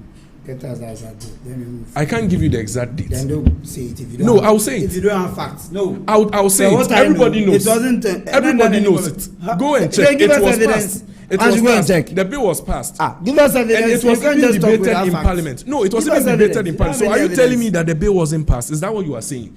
The bill, it was debated in Parliament, and it went, and the bill expired. Even your own leader, Fenyo Markin, even said that if you don't the have bill proof, has don't make expired. certain statements. If you don't No, have I'm proof, telling you that is the truth, whether you like it or not. Then give us the date. That it went to Nanado. Give us that date. The bill was passed by Parliament. After the bill is passed in Parliament, the president has 7 days to assent to it. Nanado didn't sign it within 7 days. It didn't go to any council of state. Ideally, the president say bibi will be on hona on TRC and I say baby will hona or feel say enya. He can refer it to council of state within 14 days. This LGBT didn't go to council of state because yes, it will be called court. Assembly will court so they won't pass a bill, and then the bill expired within 7 days, and a year 2 hours. So then we have to come and sit down and redraft the bill. That is what happened. Your leaders know it. Emma, time I hear pass a bill on the crown. And who debate? Send me kind Eslani Motala. Your own parliament, your own members of parliament. Some of them were arguing about certain parts of the bill. All these were some of the reasons why it wasn't able to pass. Now, it is in the same constitution, the same article 106, that the president sent it to it. Now he will communicate about parliament. Parliament with 2/3, they can do what we call resolution. They can pass it if they have 2/3. Parliament had 2/3 in agreement. Now, be both MPP and NDC, we had certain parts of him that in Komuka more pass here with resolution.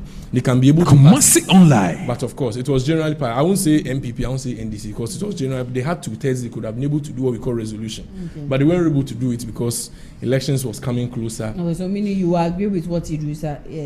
Yes, the Parliament had 2/3, both MPP and NDC. That were an agreement that LGBT is not good, so it should be passed. But because elections was coming closer, so they were able to pass it and it expired. Right now, the bill is being prepared. Now you are saying it was passed and another didn't sign. Yes, we passed a bill in Parliament. This is law. This is law. We passed a bill in Parliament, then President assents it. We are law. We are English. Okay. We pass a bill in Parliament, then the President assents it becomes law. The bill was passed in Parliament. It went to Nanado within 7 days, 168 hours. It didn't go to Council of State, nothing. I expire. Parliament had a chance, 2/3. You can do something Article 106 called resolution. Or 1 year, and a bill may expire. Now we have to come back to Parliament. But for 1 year, we've had so much business on board in Parliament in regards to finance ministry, foreign affairs. There have been so many bills in Parliament. Okay. But right now, as we speak, the bill is being drafted, is being prepared. You will see it in Parliament. And then when it goes to Mahama, the Mahama that I know, the Mahama that we all know, he will sign it within 7 days. Because he levy corner and check. Bet levy corner and check. Fuel reduction corner and check. When it comes to something that concerns the people of Ghana, Mahama, there is no doubt Mahama will sign it. Okay, I will see not just a quick down or say the or best sign. Yerim with free primary health care program. Introduce Alexis 5 minutes, uncle. Free primary health. My part was a bit much program. I've read, but Mantia says still. Okay, and the what does that latest? And the Mamindi can to now and son on been 2 days. Free primary health care by 5 minutes. MPP for Montiasi. Plus, Ghana for any the free primary health care, but you would. And I say, Kuba could be a omon pay free healthcare near MPP4. But let me use this opportunity, Mami explaining Cheryl. Yeah, Yemfa is a 2-story building. Let's take like a 3-story building. Yemfa free primary healthcare in Shasi. Yemfa NHIS and Tun Finfin. Yemfa Medical Trust Fund, Mahama Kesi and Tosro.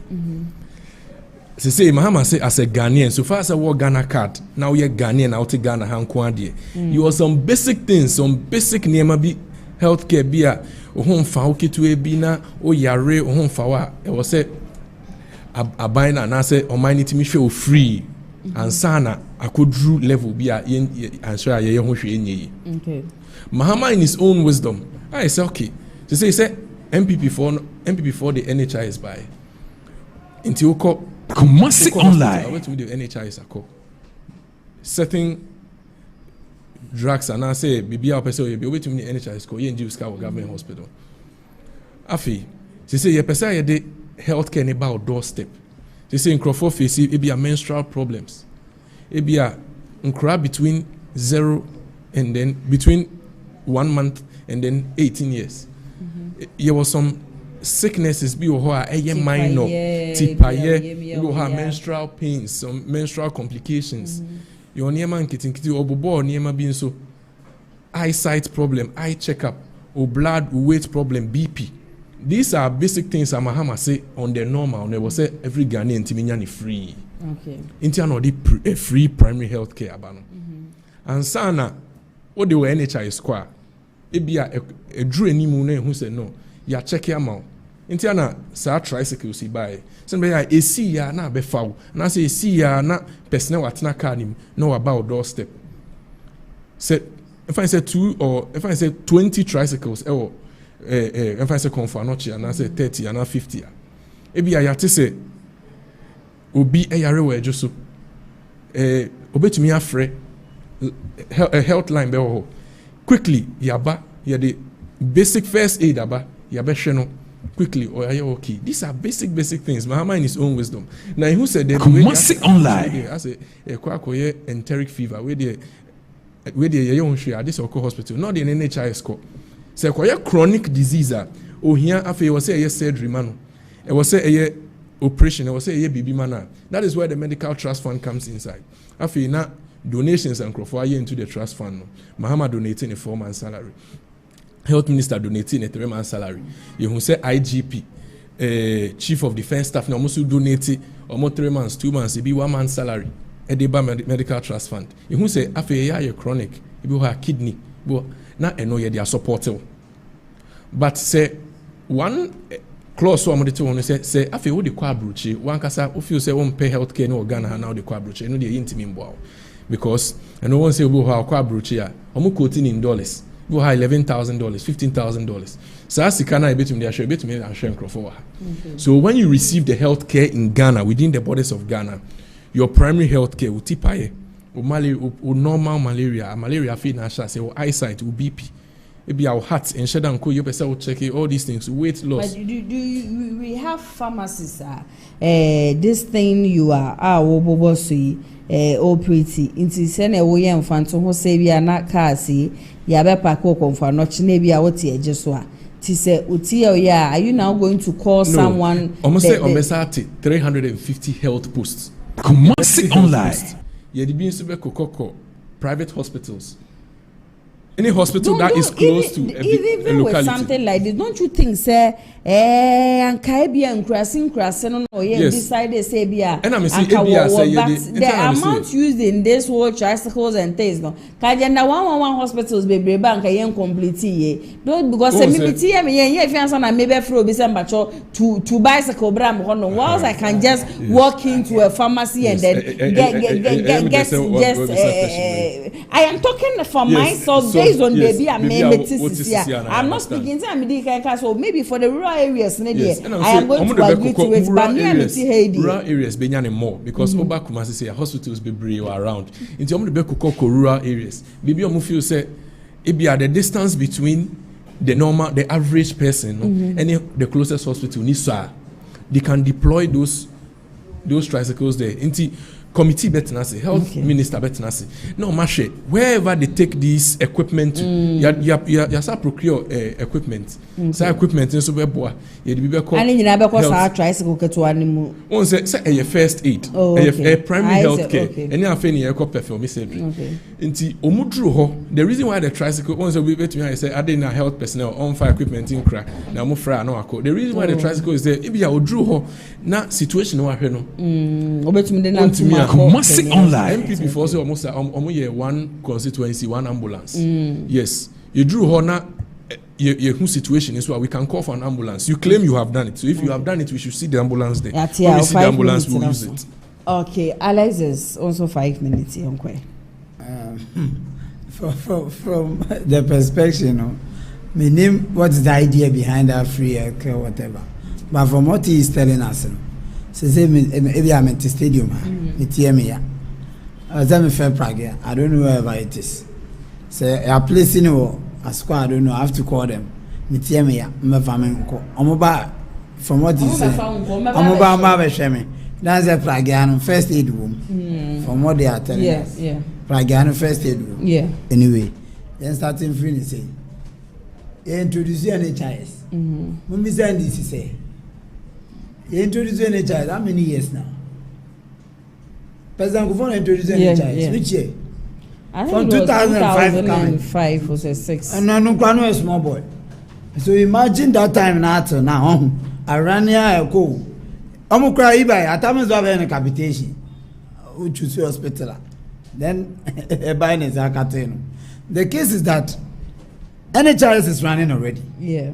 So why are we talking about free healthcare view? So what would you first aid? Mahama so case and also count. Mahama case. I don't get it. At the end of the day, you still could a card. Home for work hospital, you're better. So at first, not even surgeries near the income. But the Tabamia, making sure say, how many dialysis in Abeka NHIS at the point. That was Yeba no. I'm NHIS at the point. NHIS is running. Sasaja now one now, boss in Amakai. There's a completed one. In Bacho, my video, it is not completed. I also saw a video. Everything is there. The MC himself, me video. MC propaganda. No, and just MPs no call his own kind of plan. No, Mr. Tassifa was there. I also saw a video which was there. Saying a hospital is complete. Not just equipment. That's equipment. You need to see. Okay, so say provided. Okay, and you're completed. Provided and you're completed. Sir, Pragiasi cannot put the cotton. Didn't you used to do that? And the other one, NHIS, and then we call a Mercury. I'll be here analysis be there. Over 1 million Ghanaians, any access to NHIS. We have over 3 million, 2 million of access. Good, 1 million now can what do you do? Sasikana did top Pragiani first aid, you know. Why don't you use that money and roll all those people on that? From the analysis transfer say 1 million Ghanaians are not enrolled on NHIS. Yes, say about star 923 hash. Officer, Okrasini star 923 hash. As somebody can you are not getting it. Go to the villages. Those that don't even some don't even have electricity to get access to the phone. Yeah. That's how 923 hash. Of course, so the NHIS office there, they should make sure people are enrolled. So you can use it to empower them to enroll people from the villages. You didn't know. You didn't know NHIS. Are you telling me that those 1 million Ghanaians have accumulated? And this is a policy out there about Okasa. NHIS when I implement. And then medical Mama does it I'm a jargons. Jargons, I'm telling you the truth. Mama cares, now, they say NHIS operating. What's my NHIS doesn't fund for surgery. They say Obi was surgery now on the NHIS squad. Look at that. Surgery NHIS doesn't cover for surgery. Okay. Let me ask it. Mama cares no. Mama cares is a fund. You're setting fund as Obia Wako Hospital. Is it something for just Mahama say be or no be man pedin was set we am on one. The name is medical. Ghana dia just go free abemu kura by for free be to. The name is Medical Health Trust Fund. Medical Trust Fund. And Mahama ne kasa emu no. And oka say why we because Mahama case. Mahama case na abeye Mahama case. Medical Trust Fund. That one is to fund chronic diseases. So say when you find say who problem or wakuma, ya ko check primary health care be check. You say no. Ya be check. There be NHIS and what do NHIS go? Yes, so this and this is you have a problem with your labor. We have to do an operation for it. The operation cost and everything is, if I say, is 30,000 Ghana cedis. An ordinary person, if I say Oti Krasi, obeying 30,000 Ghana cedis. That is where they wouldn't even cover. Then that is where the medical trust fund will come in. That is when the hospital themselves will put a call through this and this and this. They will send the receipt. Government funds for that surgery. That is what we call medical trust fund. It is an upgrade of the NHIS. Then the primary healthcare becomes the foundation. What you say? And the NHIS, okay, maybe. they all can say chronic disease. NHIS ever funded it. The NHIS ebi a wo malaria. And malaria, okay, and the pragan is bad. The malaria pragan is bad. Doorstep. No, I know you can't convince me. Pragan and afraid ebi a menstrual pain. Pragan, okay, good. How many districts have they provided that thing? If you tell me, how many districts? It was when you study, I don't bring it. When you just can't make sense about the it. material. As we speak, as I'm say, you are provided for constituencies. You can say how many ambulances. We bought all of them. 311 online. Now ambulances there number. Go and check. Oh no, that was too high. No, go and check and see. No, you saw ambulances are of Oforukun constituency go. Bantwa constituency. What's it saying? 311. 300. Or say one constituency, one ambulance. Ideally, they are supposed to be 270. 270 so because when I said that starting hospital, the teaching hospitals, especially Kofanoti. Show me when all these some of the big hospitals, no, Konambu Hospital, for example, is not for any constituency. There are other cheap compounds and hospitals there. No, he said they were going to procure 276 ambulances. Okay, tell us. I said 311 ambulances were not procured. And to authority. And tell me what Mama by Wato, and Pragan, you haven't provided better health care. You are telling us that Mama cares. Mama cares are for your jargons. Any child is operating because. Any child. Okay, so as we speak, 307 ambulances. The ambulances no problem. Provided. Okay. If you tell us the figures and this by what? Tell us. Tell us how many ambulances have you bought? If you bought 307 ambulances, why should we come and buy ambulances? Why don't we invest in another part of the country? Investment. Investment. At least. Okay, so to you know. I feel that any child should be expanded. I give you an analysis. What doesn't come in here? And then okay, provided the eco school. We are operating school also. You say kwasi we school near. School near Timina me go school as school dance was my cause myself go see another school as so chain as him when I say me upgrade this school. When in kwasi phone ye okay. I got an argument. Your 3 million. Any Ghanaians 2 million access to any child. 1 million what do you do to them? Pragiane is a parana to turn. That money should have invested there. Then we see that the whole country is enrolled on NHIS. Already NHIS is operating. Chronic disease will occur now. They are taken care by NHIS. Opa should go and do his research. Do you know what that also? Mahama cares. Mahama cares maybe sanitary. Mama, as we speak, on making a research, any percent na Mahama cares have been taken care of. When was the lunch? How many people have been taken care of? Pragade on my lunch. They should tell us how many districts. The number of Pragade matter. I saw it in the news with the pictures and the videos and all that. Eguosa and walanche infana echo. Yedi besi ahana. Ama senima obi are na fanana. Na hospital be na model. The country is large. You can't be doing number 200 skirmishes come and tell us what to pay for healthcare. This is logic.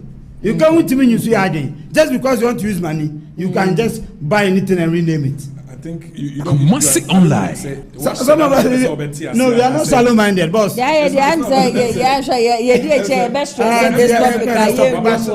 shallow-minded, you see. And no matter how much reality. Basic, because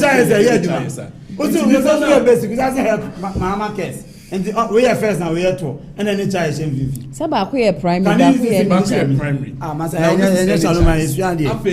Medical trust fund. Now this is just to fund this chronic diseases. When I say chronic diseases, when the child has not taken care of, one can tell me hospital ben wakwa or say it will be nature. Any child has not taken care of. Sometimes even if you go to the hospital now we're crying, it doesn't even cover.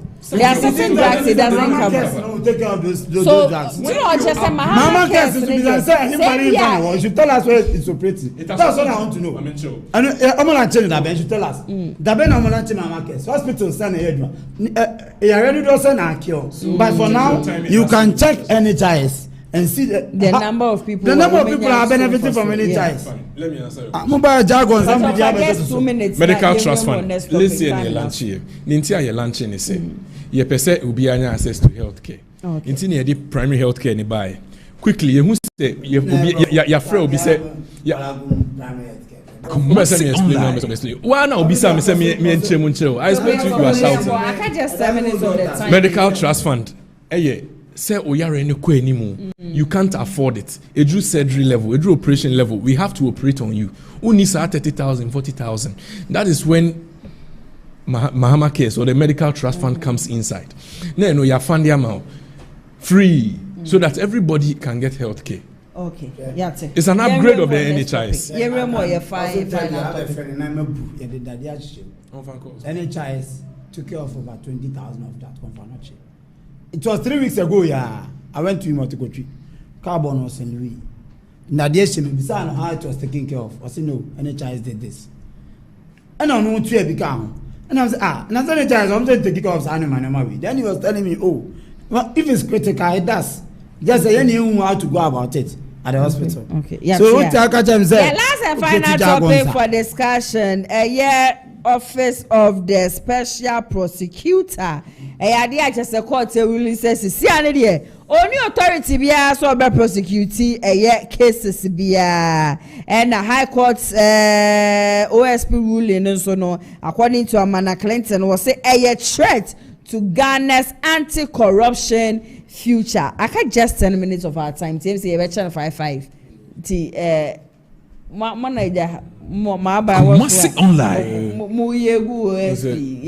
OSP said President Mama Kane last year. Na Crawford call say MPP for no call say yin free so I mean Ghana for say yin free so and Mama say okay.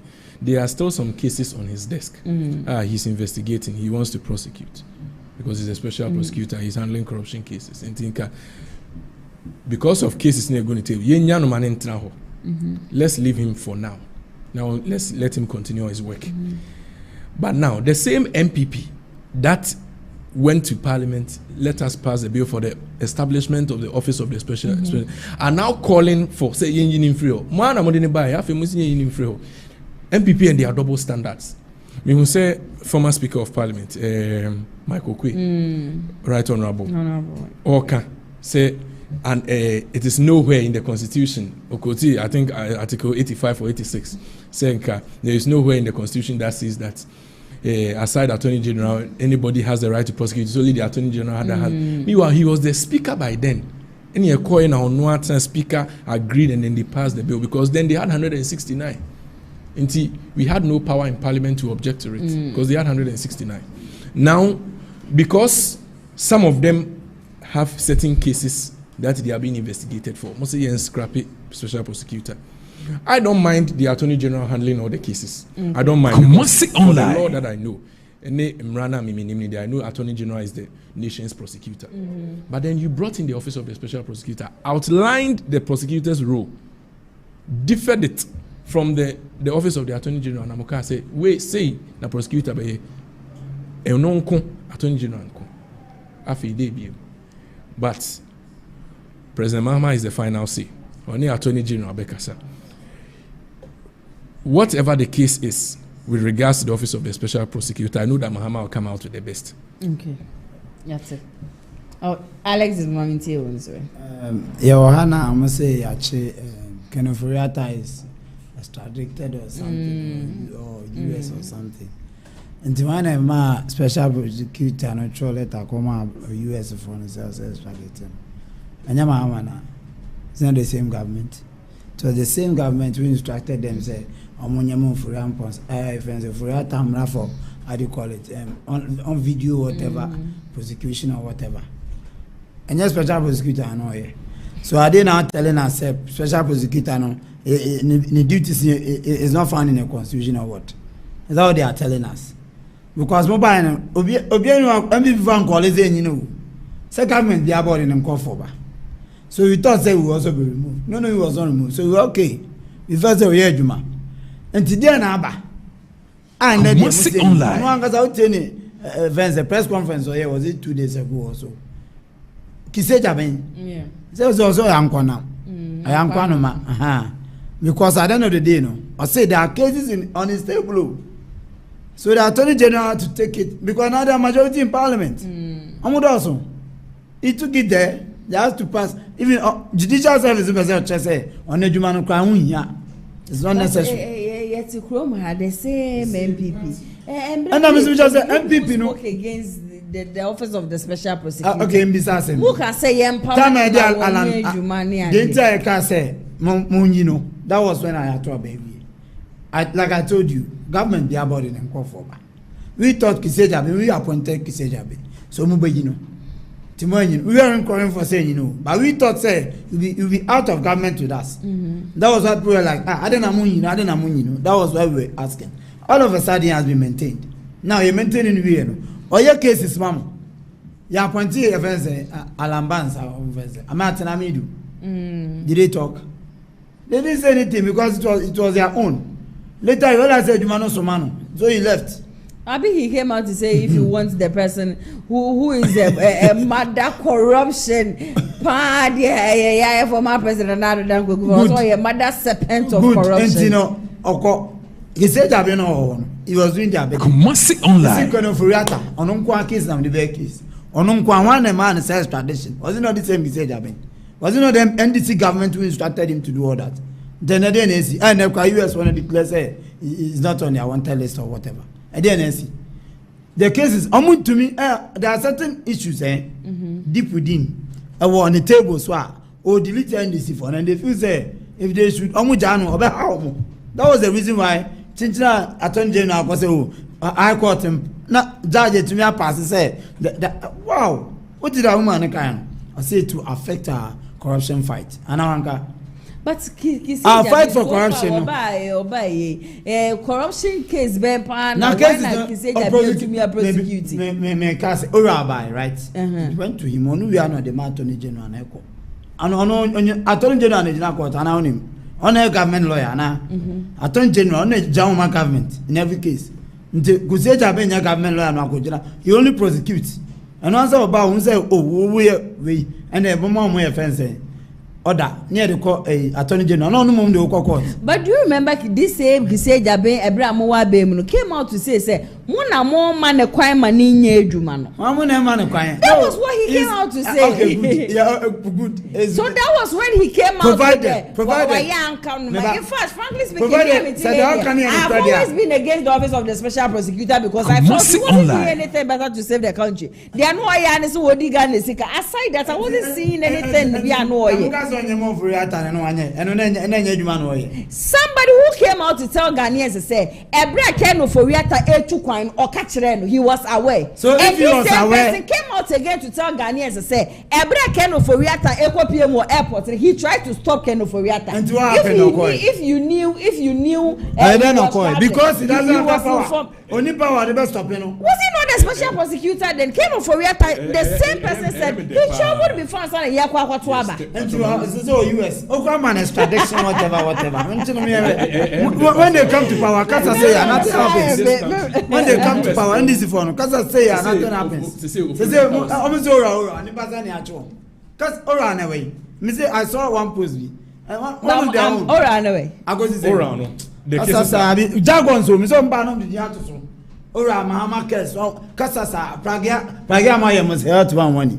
Pragia be na Roman here. What are we talking about here? Jagon so kwa that was standard ebrofo officer. Jagons. Okasa mangasa bi is my turn and cross and I want. Okasa mangasa bi. That time is up. The time the cross something can me managers one. It's okay. Over double standards na ya na you will hand on the office of special prosecutor by you can say there is no law online aside Attorney General obi betumi prosecute in Article 88 Clause 3 you see Attorney General must be the sole prosecutor of the state in so much establish the office of the special prosecutor and the Martin Crayfreeze crowd or can say multi political interference in Tino Wontumi he said that means people were interfering with his work and now he has to refer to the Attorney General with regards to Ofriata case no to say US for no so over citizenry and staying issues It has nothing to do with special prosecutor. It has nothing to do with attorney general. On only citizenship issues, and I would do on USA. Omo reason ti omo di aso ni mu. Inti no ma omo ni ndili answer. Afei omo ni delivery. Say he has a citizenship, he can stay. How can you bring him back? Somebody who has citizenship. How can you bring him back? So it is up to you. And then Afenyomake himself said it. Say if we do investigation, who say Oforiata has to come out. The MPP, he said it in Parliament. Afenyomake, do you remember? Or say Omobehema Oforiata aba. Now so where why is you it? People not? Why we have now we've put arrest warrant on arrest warrant on. Nasa red Interpol. Red Interpol. Yeah. So say this is the law. So say now this is the law is that US they can't to me money because the citizenship status is online. You can't do anything. They can't touch their citizen. No, because he has citizenship. And that's why make us say the special prosecutor somehow failed. Because this person, according to you, before he traveled outside the country, or short letter the braille. Then again, you the same special prosecutor came back again to tell Ghanaians to say, every award to Kwai airport, you tried to stop them. You couldn't stop the person. You allowed the person to travel. Now you are saying at that time, Afenana, you open case for investigation. At that time, enough evidence hadn't been found yet. Until at that time, we had stopping. What starting investigate you? Okay. Unyam find evidence. We are quite so too quiet. I feel too quiet. But now you people are having now we have concrete evidence. Say he is the chief finance officer of the country. So what is the next step? There's evidence. Now we need to bring him to court in Ghana to come and. But you can do essential. Is it time out closer? She said enough. Yeah. No. Now the lawyer, the excuses be by say he's facing health issues. Yeah. Say no. Yeah. Saying ka ope video. But corruption case, a whole country like Ghana, how do we try a whole corruption case? And so do you see the MPP said that they believe in accountability. They believe that they are not a party of corruption. They believe that they are a party that MPP believe that they are a party of accountability. If they believe that they are a party of accountability, let them bring Koreata to okay, Obi Abese Uchiane na Mechia in this phone na Mechia TV na Masaka so omunkoso anomuhwe Kumasi online, Tick TV, every now and then, Monday to Friday, I'm tuning in. Now I'm share your shows na of course I'm on farm support entire present mamech. Now your good police one. Now I'm on farm. Okay, yeah, better was here, Papa. Good uncle. Alexis, but you'll be able to share and the uncle. Brothers for life going and I'm go to different club for so. And I'm asking switch lawyer Justin for Ponko Diabium JFK. Mecha Martina Mayo, incoming regional youth organizer. Francis Adomako, incoming secretary, Lawyer Bonsu assistant secretary, Chamodino Kwakwapia, Kuka, incoming regional chairman, on the Mecha Keskin, incoming Ashanti regional communication director, on also Aspana, Commander Razak, member national, incoming region. Okay. And team Pacho Vesas, Commander Razak, Subi constituency organizer. Okay. Also aspire for regional Nasara. Now, the last word I will say is NDC, for policy PMI. Okay. For NHIS, your boyfriend.